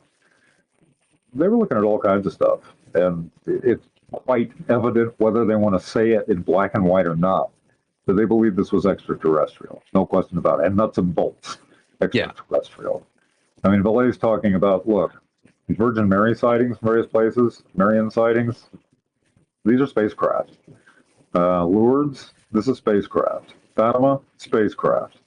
And they were actually saying that these grays, or UFO beings, these appear to be artificial. These appear to be robots. They didn't actually use the word robot, but they used every word except that, defining it as exactly that. And it made perfect sense to them. And this is going back in the 1950s and 60s especially. So, yeah, there are bought government guys. Vallée knew that Hynek was bought. Vallée ended up being bought. He got bought. As a matter of fact, Vallée got bought as soon as he started talking about Mars. He did a study with his wife, Janine. They're both internationally known astrophysicists. Pierre Durand, who was the head of the French NASA at that time. This is 1965, 1966. You have Challenge to Science and Anatomy of a Phenomenon. I don't remember which came first. But over the space of 2 years, however the space of a year, Vallée and his wife had duplicated the same research that Durand had done. And I believe they were doing it entirely independently. And they had come to the conclusion that they didn't want to say it outright, but they were pretty straightforward in saying, look, there's a correlation between positions of the planet Mars and UFO sightings. And the way that Vallée backed off of that was he said, well, in order to remove all doubt, this would have to hold true for a 20-year period. I've only analyzed 17 years. That's a nice, neat out, considering anyone can go past your 17-year window. And guess what? It holds true. And according to you, that pattern holds true beyond 20 years. There's a correlation. Absolutely. It's legit. It's solid. There's no question about it. So Vallée knew. Why didn't he come out and confirm it? Because right at that time, the Department of Defense bought him. The National Security Agency bought him. They bought his silence. They gave him computer contracts for the entire fucking Department of Defense. And they said, shut up. Talk about alternate dimensions or whatever the hell you want to. Shut up about Mars. And he did. He never mentioned Mars again. Why do you think, if the government was so hard on Vallée there, why do you think Richard Hoagland's allowed to be like Mr. Mars and super face on Mars guy? Why did they shut him up? Have you paid much attention to Hoagland? I was setting you up there, I think, but yeah, I'm aware of his milieu. Yeah, Hoagland makes an ass of himself on a regular basis. I've often wondered why exactly. I don't know if he's actually on someone's payroll or if he's just a narcissist that they use as a useful idiot. My guess is that he actually knows what he's doing. Yeah. I don't think he's a stupid guy. And in fact, in a lot of his research, Monuments of Mars is a good book, actually. And yeah. He's involved with some good scientists who were involved in the same studies. So, yeah, I think he's aware. I think they probably just bought him and said, go out there and be crazy. And so he does. And he wears Doctor Who flamboyant magician's outfit and all this other kind of stuff. This, I will tell you all about what is going on. Pay no attention to the man behind the curtain. Oh, man. How come we never... I mean, the face on Mars, dude, how come it's like 2025? What's the most recent picture of this thing? And does it even remotely look like a face anymore? Well, look, the ones that I was using in my book, and this is 1996, 1997, okay? Yeah. these are pretty clear. I mean, there was the what they called cat box image, which they Right. That was right. Yeah. Removed the three-dimensional aspect of it in order to flatten it all, and they showed it from a different angle to try and make it look like, see, there's nothing here. When you put the 3D back into it, guess what? Well, that's what I put in my book. So look, as far as I'm concerned, it's really fucking clear as day. This is the face of Ra. It's exactly what Egyptian mythology told us to expect in the Red Land of Egypt. Okay? Right. Of the two lands of Egypt. It's the face of Ra. It's got an Egyptian Menes headdress. It's got a beak. It's got like a parrot's mouth or a hawk's mouth. It's got a beak. You can't miss it, at least as far as I'm concerned. Anyone else going to say, well, I just don't see that. Okay, well, if you don't see it, you're not looking, you're not paying attention, you don't want to see it. It's there. It's obvious as fucking Mount Rushmore. At least it is to me. So, yeah, I can see where people would want to deny it. People don't want to believe any of this stuff. They just don't. This is what I'm saying about the dumb kids in class. Don't worry about them. They're going to censor themselves. They're going to take themselves out of the equation. The smart kids in class are going to know this. They're going to say, yeah, I get it. Especially if you come up with the textual evidence from the ancients that backs it. What's that? You come up with the textual evidence from the ancients, like Egypt, that backs it. Oh, yes. Okay, yeah. Mythology. Yeah, it's funny. While you were doing all that, you can Google and they'll give you an answer for like anything. But I just put in most recent picture of face on Mars, and I couldn't seem to get a straight answer, despite all their AI aided things. It was like there was no. The closest you're going to get, I think, is 2000, 2001. And it's pretty. That's like 25 years ago. What the fuck are they doing? Well, anything more recent. I haven't seen or heard of anything more. It doesn't mean there isn't any, but if there was, I would think they would put it out. Go ahead, Joe. Oh, this is just a little tidbit to Bruce's point about Valet. If you go onto Amazon, there's that mini renaissance of Valet's books a few years ago. Anatomy of Phenomenon and the other one he mentioned, those two have never been put back into print. Yeah, wow. You know where I found them? That's interesting. I found them in a used bookstore. I found them in an occult bookstore. Okay, they're down on Colfax. You want to find anything interesting, go to Colfax. There's like an occult used bookstore on Colfax. I used to buy tarot cards there. I have a collection of tarot cards. Oh, interesting. Tarot readings? Yeah, I do actually. That's what you should do down in San Antonio, dude. Open a little tarot shop. That'd be fucking awesome. Martians and those tarot readings on the side. Yeah, dude. Yeah, you'd be a star. There's a man who knows what he's talking about. Anyway, yeah, that's where I found Valet's books. They're from 1965 and 1966. They're the original books from 1965 and 1966. No, wow. Yeah. I haven't found them reprinted since. No, they're not. I don't think so. Interesting. Do you think we're ever going to go to Mars, like as people, but not beyond robots and all that, rovers and what have you? Roll out the red carpet and bring us there themselves. Yeah. I don't think we can do it. I mean, more power to Elon Musk, but I think he's talking out his ass. I just don't think it's possible. Forget the Van Allen belt, cosmic radiation on the way there. I can come up with some logistical ideas, and I know other people have thought of this too. Like I said, Homer Hickam. Homer Hickam knows what he's talking about. I know because I've come up with the same ideas myself. And he would know because he was actually associated with NASA. How do you spell Hickam? Who is this? I'm going to look this guy up later. Ckham. Homer Hickam. Just like you think it would be. Okay, yeah.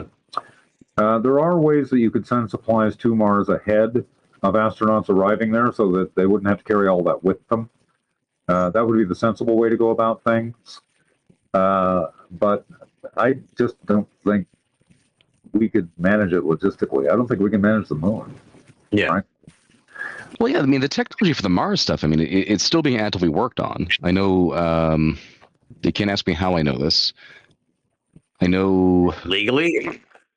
For the Orion spacecraft, I mean, there's still tests on trying to perfect the life sustainment module for deep space, which they defined as Mars and beyond. Right. There was an aborted program to do sort of a Mars, an orbiting Mars station, where that Orion module would detach from the station, descend to the Mars surface, and then ascend back up to the module. Brilliant idea if they can do it. If they were It seems to have been cost was the main issue. Just the expense. Where do you find the money? Well, like I said, sending supplies, the smart thing to do is you send supplies ahead. You send ships with the supplies who drop them off at a given site, but you have to be very precise. Because if you miss the site, you'd have a hard time getting to that, getting here. Right. Yeah. Yeah. It's a logistical nightmare. Yeah. It would be a logistical nightmare. I bet they could do it. If you had a crack team, I bet you could do it. You could also make use of, say, Phobos. If you could set up a base camp on Phobos, then you've got a quick, short hop straight to Mars. Super easy. But you're still going to have the same problems. There's a fuel problem. It's like, look, even if I've got resources that I've sent to Mars ahead of my astronauts, and they get there and they set up a base camp and all this other kind of stuff, they're going to have a lot of water. Where are they going to get their water? Right.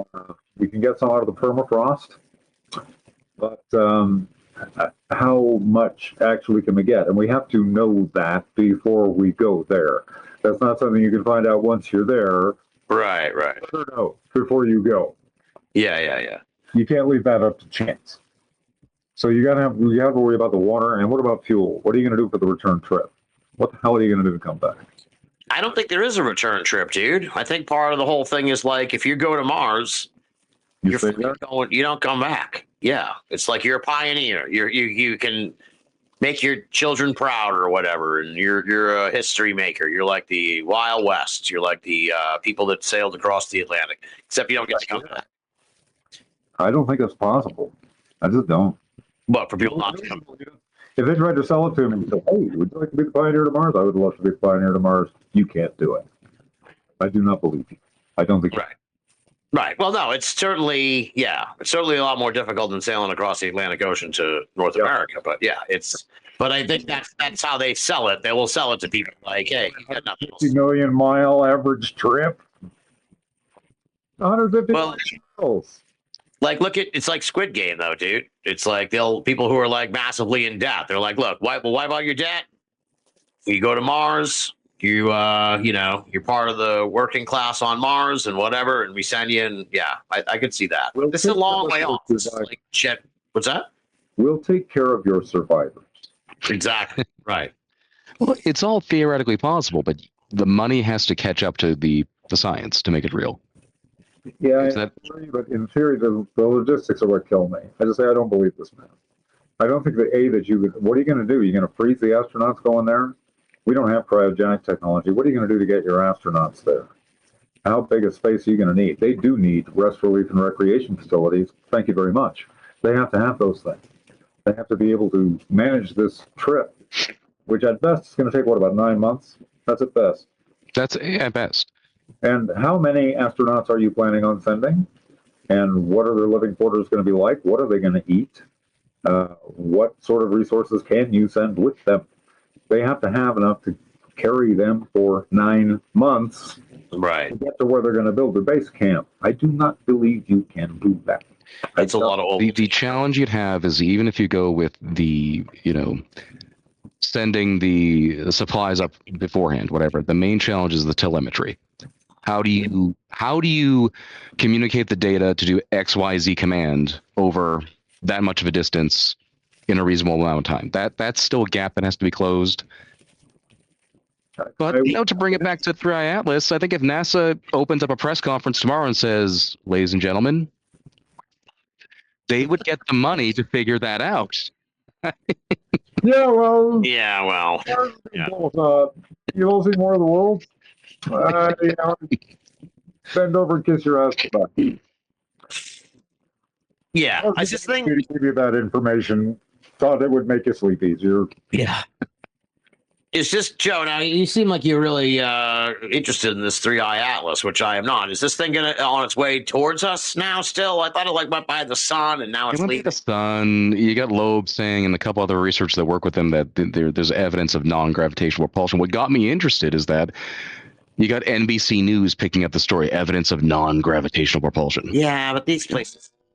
No, you're falling for the.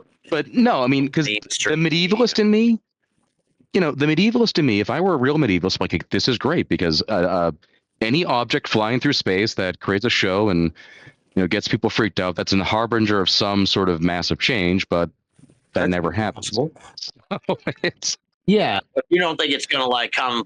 Like, I don't really care about this thing unless it's on its way to us. I think it's not, going to do what Oumuamua did. It's going to fly out of the solar system, and Yeah. you're going to have people that are looking at the data afterwards. And what I think NASA is going to do tomorrow is NASA is going to present their images. They'll give their interpretation. I don't think they'll address any of the anomalies that Loeb has cited about it. So they'll leave that thread open, and there you go. That's it. Well, why are they going to do something tomorrow? We're near the sun. They're supposed to release the high rise, I believe it is, that NASA's in. Okay. That were captured in October, but the government shutdown hit, and then they couldn't release them. Oh boy, because it probably shows aliens. Those are supposed to be really, really good images. So, all right. We'll see. Unless it got captured in the solar orbit or in our gravitational pull, then it's just going to go right back out where it came from, or out of the trajectory out of the solar system. At least naturally, that's what it would do. There's a loose chance that it might collide with something, or fall into some planet's gravitational pull, but I don't think so. At the kind of speeds it's moving, it's interstellar. I doubt that. It would probably just go right back out of the solar system the way it came in. Yeah, but I'm excited about it because I think if a civilization were to do this, that's what they would do, because we would do it. I mean, just observation of how we do things. Right. Could be probe, kind, sure. Well, yeah, I mean, if you wanted to suggest it's a probe, and that's what Loeb is suggesting. Right. He's not saying it's a mothership. He's saying it's probably a probe. Or at least he implies that. That would make the most sense. If it was interstellar and if it was artificial, yeah, it would probably be a probe. It's just sending information back. That's what I think Mars is doing with us. But I don't think they would even tell us it's a probe, even if that would, that would just freak people out. So why would they? With Rama, Arthur C. Clarke. No, what's this? I love that novel. It's a very simple novel. You can't make a movie out of it because it doesn't really have a story. The story is we've got what appears to be a mothership from another solar system, and we sent some astronauts up to check it out. And guess what? It's a spaceship. There's no one on it. The entire thing's automated. We examine it. We're able to go inside it. We take lots of pictures, take lots of readings. We get everything we can, but we don't know anything about the race that sent it. And it's on its way back out of the solar system, so we got to come back to Earth. Fun story, huh? That's the whole story. But it's a great read. Well, it's hard to talk about 3-Eye Atlas or Oumuamua. I'm thinking of Rendezvous with Rama. There you go. Don't be fear-mongering here on Ruxgiving, Joe. This is a family-friendly program. Madman. What are you, Walt Disney now? Are you exactly our beloved properties? What is wrong with you? So we'll scurry into pop culture here as we head towards the end. So what have you been watching on TV lately, Bruce? I know you just said you just finished Only Murders in the Building, the new season. I love Only Murders in the Building. It's one of my favorite shows on TV. I like it, but it's getting increasingly convoluted and reliant on guest stars. That's my main. I want them to go. I think I said this last year too, but even this season was kind of the same. I don't think it's badly this much in the current season. I think it wasn't as bad. It wasn't as bad. Yeah, they backed off a bit. They do have a tendency to kind of quickly resolve stuff that they bring up. Right. That's a little bit of a problem and a little bit of a plot hole, if you will. However, the show is so entertaining and the characters are so much fun. It's all about the characters. Right, exactly. Yeah. The mysteries are kind of like the side, that's why they're hanging out. But really, you really watch them hang out and kind of play off each other and stuff, which is great. Yeah. I just love it. And not only them, but all the side characters. But the main characters especially, yeah, they're just a hell of a lot of fun to hang out with. And it's a very, very smartly written show. The scripts are great. They're very witty. They're very funny. The actors are wonderful. I just love that show. I love the opening credits and the opening music they have and everything. I mean, it's just beautifully set up. They've done a very good job of creating a show that you want to come back to and immerse yourself in and have a good time with. And for me, it works. I hope they just keep going. I mean, eventually they're going to run out of steam. It'll happen. It happens to all series. But I'm very pleased that they've been able to go as long as they have, and I hope they continue to for a while. So this is let me see. This is certainly not news, but it's like a month old. But I didn't know this one till now. But the other show we talked about last year was Yellowjackets, which you're a big fan of, and I just found out, to my great delight, because I've kind of turned on Yellowjackets, the next season will be the last season of Yellowjackets. They will wrap it up, which I appreciate that they're doing, because sometimes these shows end and they don't. You know, they're not sure if it's going to be the end or not. They know it's going to be the last season, and they're going to wrap it next season. At least they're planning on wrapping it up. I'm going to be really curious to see how they do that. It became lost. Seriously, it should have wrapped up this season. They should have been able to do that. They really dragged out the first half of the season. It was awful. Yeah, they messed it up. They brought in too many external new characters, and so I'm smelling lost all over again. They're dragging it out and going forever, so we can just keep inventing new characters and new backstories and whatever we need to keep it running for 10 years. No, that didn't really work for Lost. It kind of disappointed all of us. I mean, we had a lot of fun with the ride, no question, and I understand why you want to keep the show going, but yeah, I thought they really screwed the pooch this last season, because they could have wrapped it up. And should have and didn't. And now that they've set up what they have set up, I have so many logic problems, so many plot holes. The show is riddled with plot holes, dude. Yes. The show is riddled with plot holes. Let's just start with the politician lady, who in the first season is a politician who gets elected to state office. Dr. Jekyll and Sister Hyde. And she's having a mental breakdown. Her wife leaves her, and the kid is doing weird shit. And then by season 3, which is the one that just ended, there's nary a mention of the fact that she's some high profile at the beginning of season 3. This isn't a spoiler. I don't care. So it is, I suppose, but I don't give a fuck. So her and one of the other survivors run out of a restaurant. And the waiter, they try to dine and dash, and the waiter chases after them, and he has a fucking heart attack. And they come back. They've been identified. Everyone knows who they are. None of this makes the news. It never makes the news. She's never arrested. There's never any follow-up to the fact that they dine and dash, and this guy fucking died. And she came back to the restaurant to get her purse or some shit. And they're like, oh, you're the fucking dine and dash lady. No one was like, oh, you're also the lady who got elected. Because it wasn't just that she was elected. She was one of the survivors of the crazy plane crash. And someone put painted cannibal on her fucking house. And it was she was all over the news. This was a major sort of local political celebrity. They would know, and she would be arrested. It makes no sense. You just hit the fatal flaw of the entire series. There's no fucking way. You have an entire plane load of these, college students, is it? High school soccer team. Their high school students are a soccer team. Yeah, and these guys crash in the Canadian wilderness. They are international news. They are discovered. They're found. They're rescued. You're telling me that there are not constant interviews with these people? Right. That they're not on the air 24/7? That there are not books about these people? And if they're not giving interviews, are you telling me that there are not enough investigative journalists to be checking that out? And let me tell you who would really be on top of it. Batman, Hellboy, and Columbo would be on top of these guys like nobody's business. They would be all over it like white on rice. They would not be letting these guys rest for a second, especially when there started to be some problems. Yeah, and there's deaths and shit. They introduced in this last season, guys.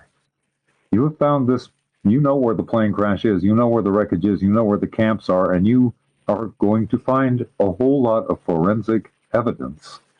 Oh, well, yeah. Cannibalism and murder. Not just one, but quite a few. And you're going to tell me that Columbo is just going to let that lie? I don't think so. Not going to happen. He's going to spend the rest of his life following these guys. He's going to dog them to the day they die. He will not let up on them, and he will get a confession out of them. And every time that they pop up in the news, these little things like you just brought up, he's going to make a note of that. He's going to be right on top of it. And you've got what they killed Natalie. Was it Natalie? At the very a couple. My favorite character. I think all of our favorite characters. They kill her at the end of the second season. Yeah. Big mistake. Okay, so they do that, and I mean, she was knifed. Yeah, she was. Missy fucking knifed her. And and speaking of Columbo, who the hell is not looking into Missy, for God's sake? The entire reason anyone watches the show is He's murdered like several people too. Yeah. He is like a psychopath from hell. I cannot believe that there's not any investigative journalist, any detective, anyone anywhere who is not going to notice this girl is fucking sketchy as hell, and they're going to be following her like nobody's business. They are never. It's very hard to believe because like even though the crash and the rescue was like 20 years ago, it's still like they're still talking about shit that happened 20 years ago now. So it's not hard to like there would be whole Reddit forums devoted to this crazy case and conspiracy theories around it and shit. It's like numerous books that would be written about these people, the numerous interviews, the numerous "Where Are They Now" specials. Where are all of these? You don't see any of that in this series. That's the fatal flaw of the entire series. You have to suspend your disbelief like nobody's business to get through this series. Yeah. And mind you, it's a hell of a lot of fun. I love the characters. It is very well written, but goddamn, it just nothing in it makes sense. It really jumped the shark this last season. But I will definitely watch the final season because I want to see how they wrap it up. So I may be satisfied. They brought in what's her name? She won an Oscar, and suddenly I can't. Hilary Swank. They bring in Hilary Swank's character. Just the way they ended this season. Look, I've got 3 or 4 of these survivors who we've got records like crazy of. We have them renting this car. We have this car abandoned on the highway. Right. Blood all the hell over it. Several people's blood all the hell over it. Yeah. They've been witnessed by numerous people. They're on camera. The house burns down. And you're going to tell me that this woman's husband, if you will, her wife, whatever you want to call her, who's going to come home and find their house burned down and discover that the person that she thought was her wife is not even the person she thought she was? You're going to tell me there's not forensic evidence that's going to pop up all the hell over the place? And they're going to see everywhere? The whole thing was so convoluted. Yeah. When it was like, anyone who hasn't seen the show now is like probably never going to watch because we spoiled the fuck out of it. I don't give a fuck. But it was like, she's a survivor. She faked her suicide or something, right? She faked her death when she came back to society. And then she got together with the daughter of a fucking scientist who found the girls in the woods and they killed the fucking scientist. It's like, this is so fucking stupid. This is so stupid. Like, what the could fuck possibly happen? Right, exactly. It's like, this is so unbelievable.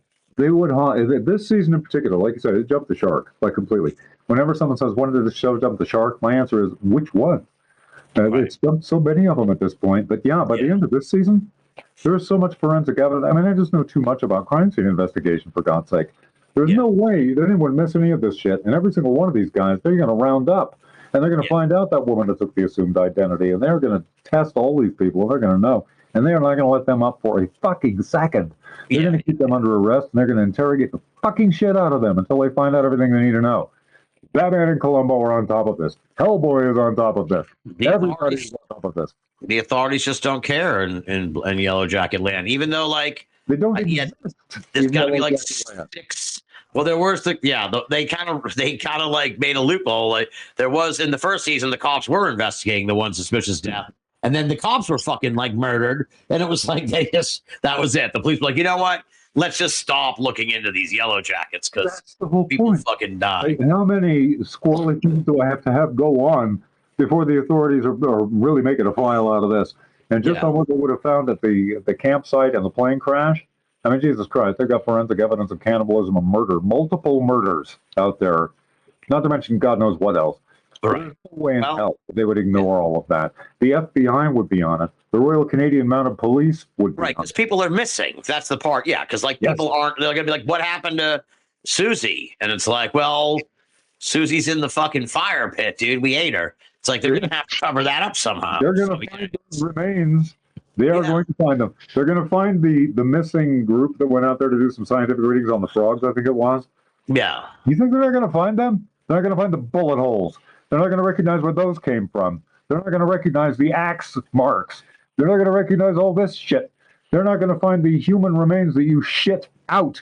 They're going to find those. They're going to identify them. They're going to know exactly what the hell you did, and they are not going to let it lie. All right. Well, disappear. all right. Well, for your sake, I hope that the final season has this culmination. It would be kind of a satisfying ending where it's like, hey, guess what? Fuck you. Like, you all are crazy and you've been killing people and you're going to jail. Yes. Like, that would be kind of satisfying in a way. Yes. So, and when the hell is anyone going to catch up to Missy? Who fucking homicidal psychopath. This woman is crazy. Jesus. God almighty. All right. Yeah, I can't wait for the final season because I want to see how they're going to try and tie this up. I just can't. All right. Yeah, I hope they don't all live happily ever after because they kind of don't deserve it at this point. So what else you got? What else you watching? Anything interesting on TV? Severance? You get into Severance at all? You probably don't have all the streaming services like I do. Well, no, I have a friend who's Anal really about that. Severance. I was going to get into Severance. I had the Lost problem when it came to Severance. I was hearing about it, and I said, I don't know. I'm wary of this. Yeah. So I watched Reduxes. In-depth reduxes of the series. Okay. I'm glad I have not watched this. I'm glad I didn't get roped into this. Well, I haven't seen the second season, so don't. I'm not going to spoil anything. Don't spoil it for me. All the people out there who were. Spoil Yellowjackets for anyone because you know what? You'll want to watch it anyway. It's a good show. Yellowjackets a good show. It's just you gotta. It's got a great. Joe, have you seen Yellowjackets, Joe? I have not. No. Now you're listening to this now, and you're gonna like go. You're gonna go to the wife and be like, "You gotta start watching Yellowjackets." It doesn't matter how much shit we've spoiled for you. Just watch it. It is really pretty entertaining in a ridiculous kind of like soap opera-y way. It's a lot of fun. I do like it, but I also hate it. It shows that it doesn't have to make sense. You're gonna love the hell out of it. Right. It's beautifully produced. It does have pretty good scripts, even though they make no sense whatsoever. It's a great fucking cast. Really good cast, and it's a hell of a lot of fun to watch. Okay, good. I was gonna say I'm hesitant to ask but I did see this, and I almost never see any of these movies. What did you? I assume you saw the new Superman. Yeah, I was actually I was crazy about the new Superman. I loved it. I was putting everything on hold. I was not expecting anything from either Fantastic Four or Superman, quite frankly. Okay. And what I was hearing in advance press from Superman was not impressing me that much. And I thought, James Gunn is not the right guy to be helming this. He just isn't. And what I was hearing and saying, he's going to mess this up. He's going to marvel it to death. And to my delightful surprise, and I was very surprised, I thought he was very reverential to the character and Superman in general. And I did have a problem. There were way too many side characters. He was... I noticed that too. Yeah, he's really not the right director for this, but I did like what he did with it, and I was surprised how much I liked it. Okay. Again, it had a great cast, and it was very well produced, and it was never boring. It was entertaining, and it was fun. I cannot say the same about Fantastic Four: First Steps. It's one of the most boring movies I've ever seen. And it committed the worst fatal flaw, which is that the only interesting characters in this thing are Galactus and female Silver Surfer. And the brief interaction, which is, it's a movie in itself, you have the interaction between Johnny Storm and female Silver Surfer. Like, what's her name? Ball. I can't remember now. Shallow Ball or something. Yeah. Those are the only interesting things in the entire goddamn movie. And what idiot.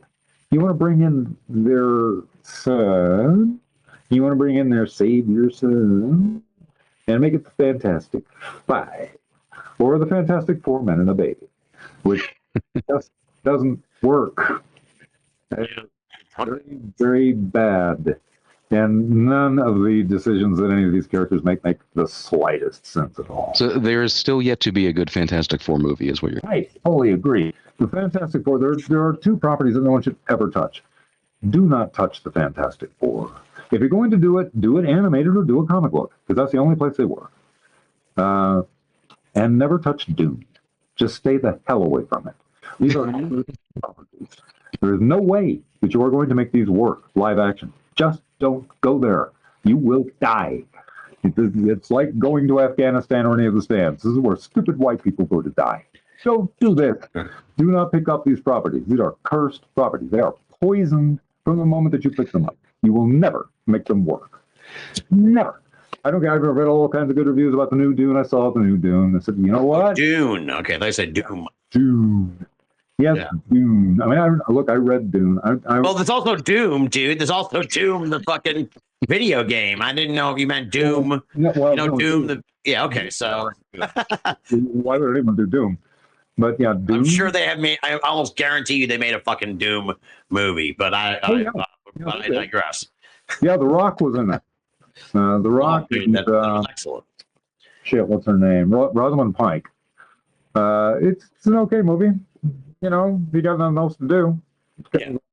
Sort of. So yes on Superman, no on Fantastic Four is what you're saying. Fantastic Four is a horribly boring movie that makes absolutely no sense. The color schema is flat. The lighting is flat. The characters are flat. They're not well written. They picked a bad story and they told it poorly. It's nothing but plot holes. The most interesting characters in the entire thing are Galactus and Shelley. Yeah. You've got a movie called The Fantastic Four. You don't go see Camelot because you love Mordred. If your Arthur and your Guinevere and your Lancelot aren't lovable, you fucked up. Yeah. And the Fantastic Four are just sort of there and not very interesting and not very credible and don't make much sense. So yeah, I've never had much interest in Fantastic Four. Now, Joe, you got any movie recommendations here for people over the holiday break? I was going to ask Bruce, though, did you hear? So the Superman movie, that was supposed to be the reboot for the DC universe. Mm. But the last I heard, like, now I guess they're scrapping that idea. Well, DC has never been able to come up with a credible cinematic universe. They did have an excellent TV universe for a while with the Arrowverse. It went woke. And the second anything goes woke, it goes straight up a cliff and it dies. This is what you go CW, and that's what happens to you. And they've never been able to do it cinematically. I mean, in the movie theaters, they've just never been able to pull it off.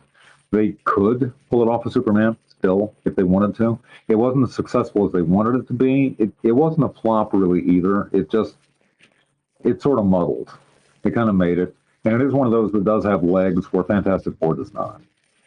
Fantastic Four is not going to survive. And people aren't going to remember next year. They're just not.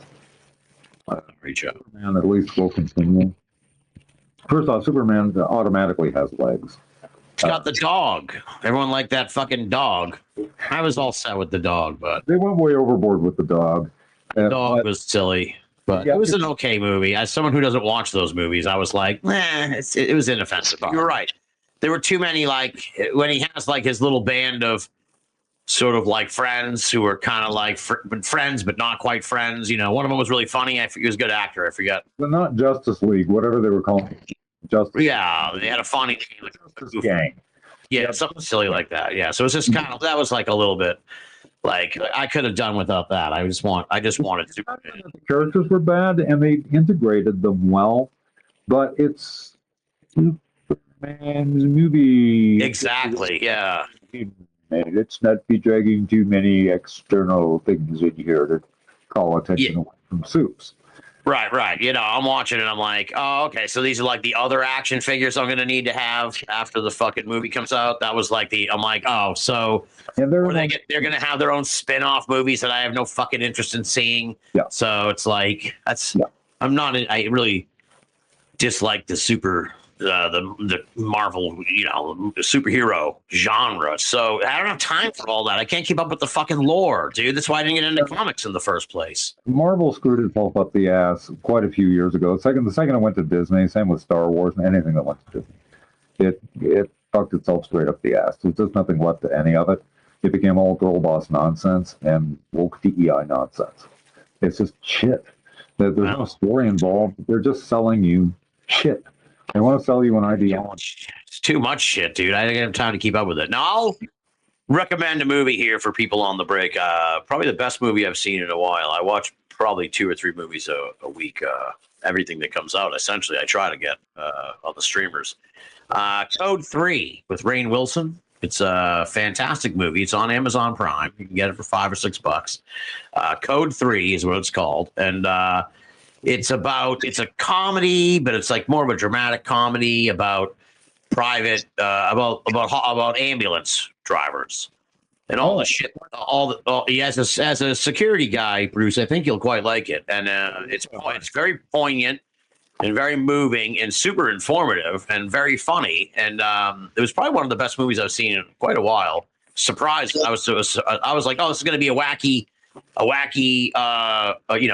ambulance drivers movie, right? But it's like they kind of tell you all the horrible shit that they have to deal with, like over the course of like just one night on the job. And I guess EMTs and shit who have seen the movie are like, this is the most realistic EMT movie I've ever seen. Like it covers all the moments of these people's careers that they all remember. Like they can predict, how things happen. And apparently every EMT always gets asked, like, what's the worst thing you've ever seen on the job? And they're like, that's like the worst thing to ask. It's like so traumatic. Like the shit we've seen is so fucking tremendous. It's the worst shit they've ever seen. Right. It's like, this is not for your entertainment. This is shit that I have to carry with me for the rest of my life. And so like you watch the movie and, Squad.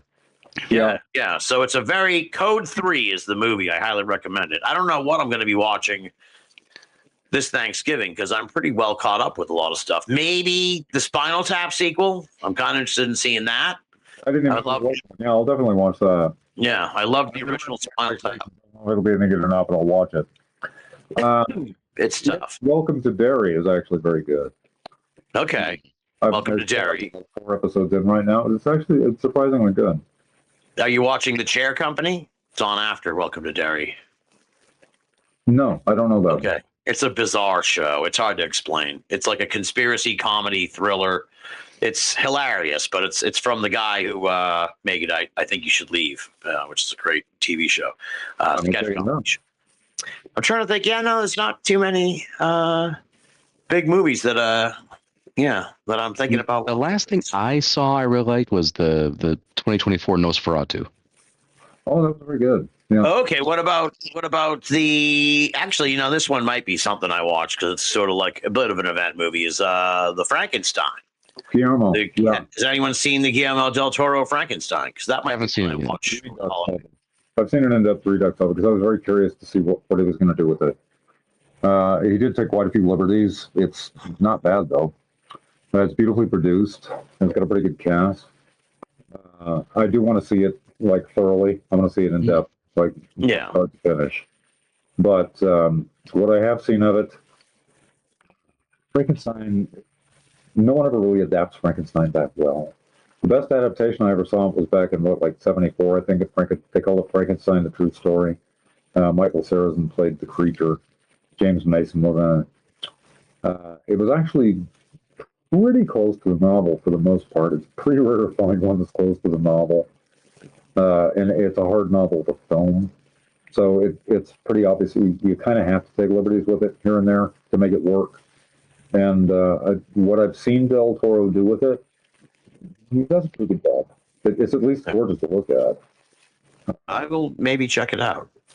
And Nosferatu, Nosferatu was, I can't think of that director's name now, off the top of my head. He's a good director. He's a bit, he has a tendency to not completely finish his stories. He likes to leave them open-ended so they don't make a whole lot of sense. Mm-hmm.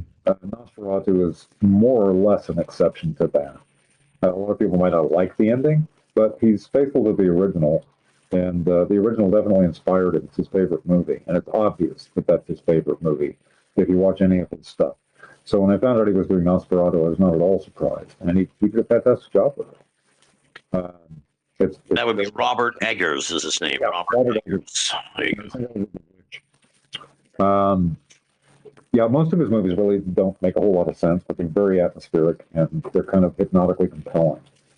And Nosferatu definitely is, but it's also true to its source material, and it's just There you go. yeah, the things it's fucking incredible to watch. All right. So that's your best recommendation, Joe, is 2020. That was actually came out last Christmas. So you're not Yeah. like out of the loop. I mean, Well, kind of. I mean, otherwise, you have kids and shit. You have to. that's the I have to watch what they watch. So the last thing I saw is my oldest. She likes horror movies, so we saw the latest Conjuring movie. K-pop Demon Hunters. I love K-pop Demon Hunters. I don't know. All I ever hear is K-pop. Middle one wants to see that one. I haven't gotten around to it. I haven't seen. Wonderful. K-pop Demon Hunters is what Pixar used to be. All Is right. it a cartoon? Yes, I mean it's a 3D animated. Oh, Jesus. It's great. I might watch K-pop Demon Hunters. I feel like I'm out of the loop if I don't. Oh, it's great. It's got a great soundtrack. It's got very well written characters. It's very likable. It's a family type of thing, and everyone can enjoy the hell out of it. It's a great holiday piece to watch. Why holiday? Is it because Christmas Eve? it's family, and because it's just Okay. and light. All right. You know, Okay.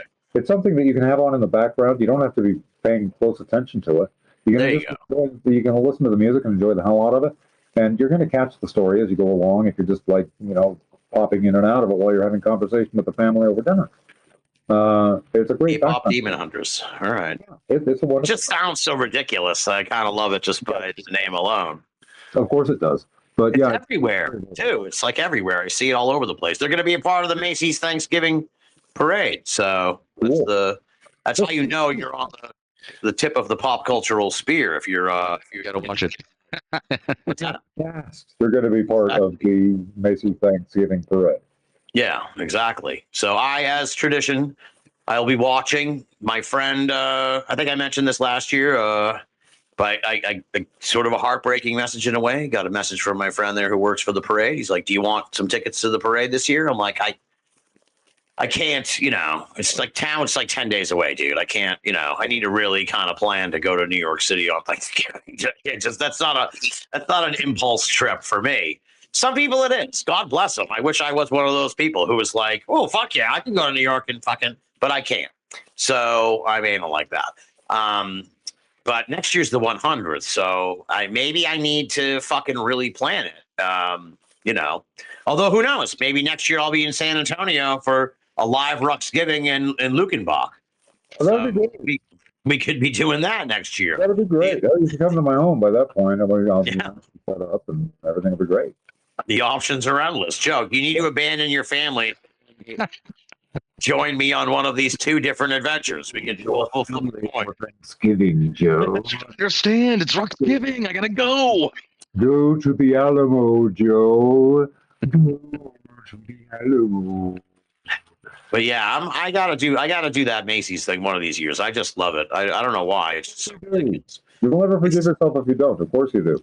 Yeah. So that's my plan this year for Thanksgiving. I think last year, I'm sure I mentioned this on the show. Yeah. So the family's going to be congregating in California. I'll be all by my lonesome, which was last year. I was like, oh, I don't know how I feel about that. This year, I'm like, bring it on. This is fucking awesome. It is great. Last year I stupidly was like, I can make a turkey thing. I can make a turkey meal, just to show myself and the world at large that I can do this. I'm a normal human being. And it was fine. It worked out fine. Turkey breast, whatever, all the shit. Now I'm just like, been there, done that. Fuck that. Like, I don't need any of that shit. I am having like a fucking platter of bacon wrapped scallops that I'm just going to fucking, we're talking like 2 dozen that I'm just going to pick at all fucking day with some shrimp and some fucking cocktail sauce, and some football and some wrestling and some K-pop Demon Hunters. Yeah. That's going to be my Thanksgiving, and I'm fucking dying, man. I cannot wait. I'm kind of all putting this all together in my head for like the last week, and I'm like, Thanksgiving can't come sooner. In my head, I want this Thanksgiving. Go for it, dude. Anyone can do it. Yeah. What goes really well for the holidays too is Super Mario Brothers. That movie. We actually did that for Thanksgiving, and I was with my best friend at the time. He was still in the States. And we spent Thanksgiving, and they hadn't seen it yet. I'd seen it the night before. And they were looking for a movie, and I said, look, I could watch this again. Put this on. Everyone will love it. And they put it on, and everybody loved it. Just with Jack Black? Yeah. Okay, yeah. And Anya Taylor-Joy as Princess Peach. Oh, nice. Yeah, it's a great movie. It's a great family movie. If you're looking for something for the holidays, you can't do better than like Super Mario Brothers and K-pop Demon Hunters. This is exactly. All right. Well, luckily I don't have any family around, so I can actually watch whatever. That's where the football and the wrestling comes in. There you go. Yeah. I hope it's extra bloody wrestling, so I can be like, hell yeah, this is great. Joe, what's going on? You got family, you got kids, you got a wife, you got a life. Are you going somewhere? Are you doing anything exciting for the holiday? You get roped into going to games, or say as much or as little as you feel comfortable sharing. It's going to be at home. I just need the time to decompress. So, we're cooking up the turkey, the full dinner, traditional stuff. What's your role in all that? Are you the turkey guy? Do you slice the turkey, or does the missus slice the turkey?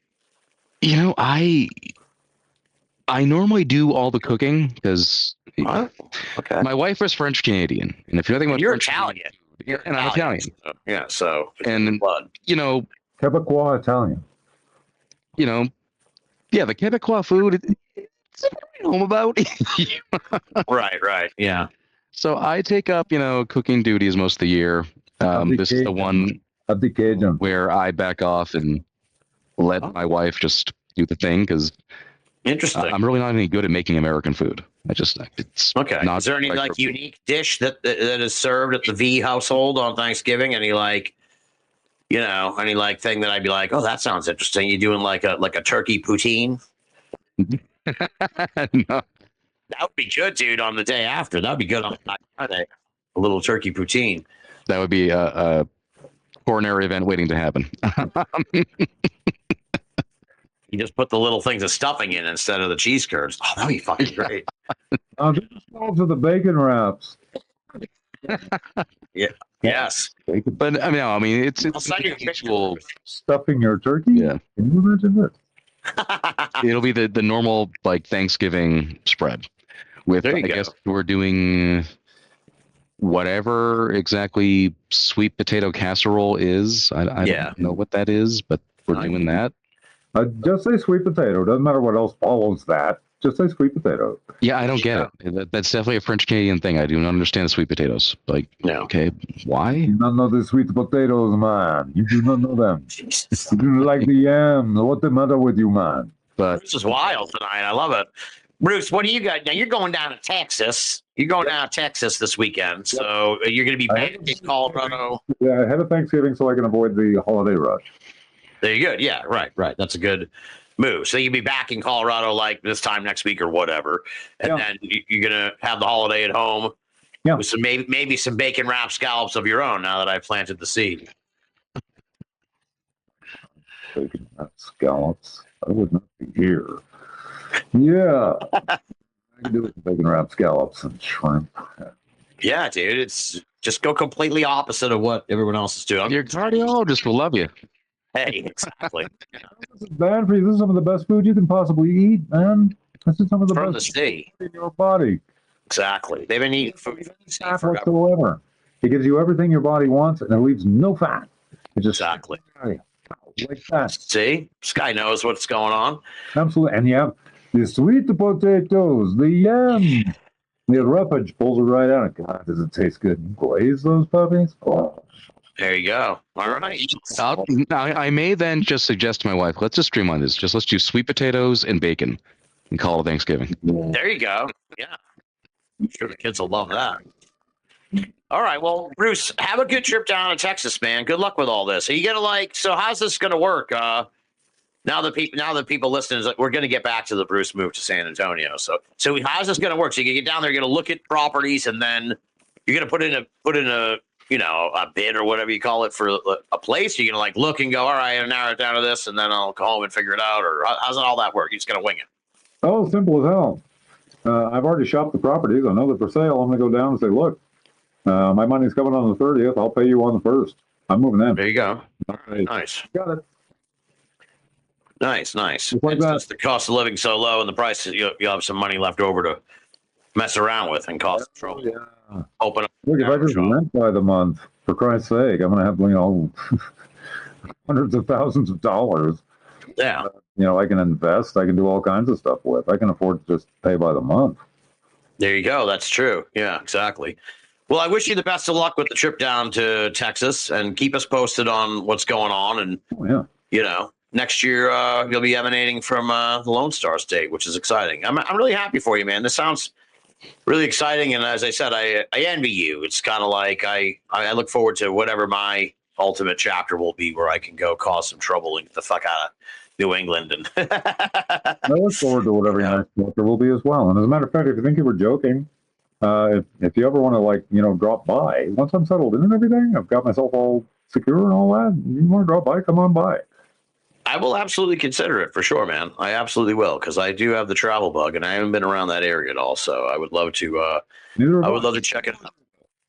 There you go. And Joe, you're only down in Rhode Island, so if you got family back here up in Boston area, so if you come up next weekend or whatever, you let me know, man. We'll go out for a beer or something like that. Yes. Rhode Island, of Maine territory.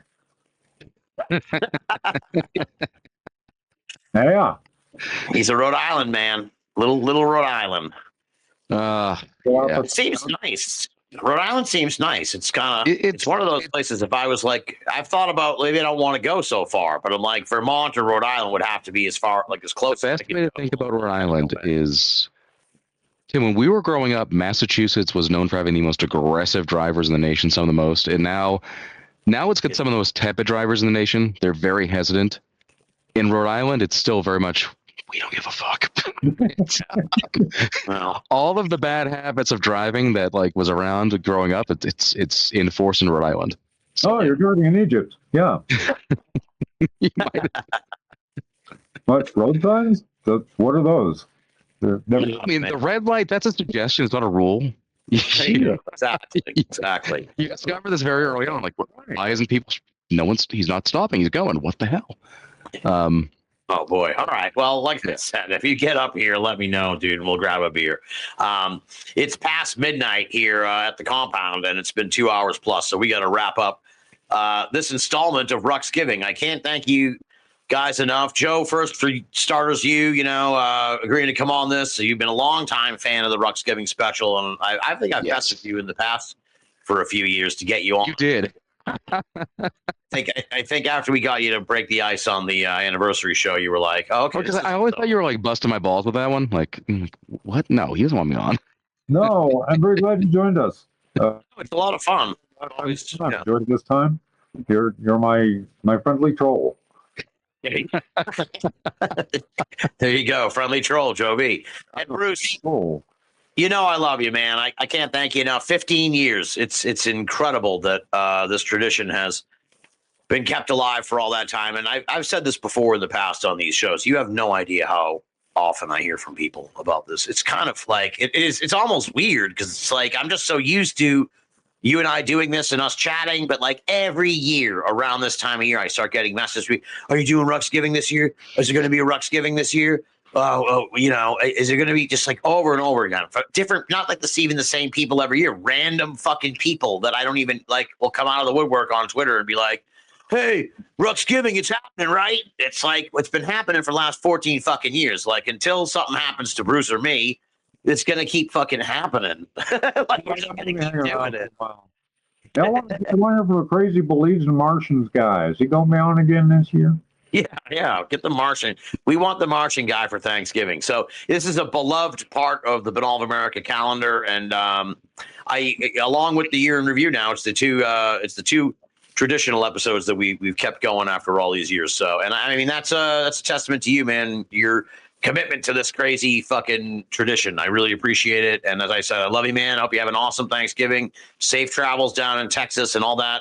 I hope it works out really well. And yeah, man, thank you very much, and have a very happy Thanksgiving, Joe and Bruce, and the listeners. Absolutely. Thank you. You as well, and everyone listening. Have a wonderful Thanksgiving. Happy Thanksgiving.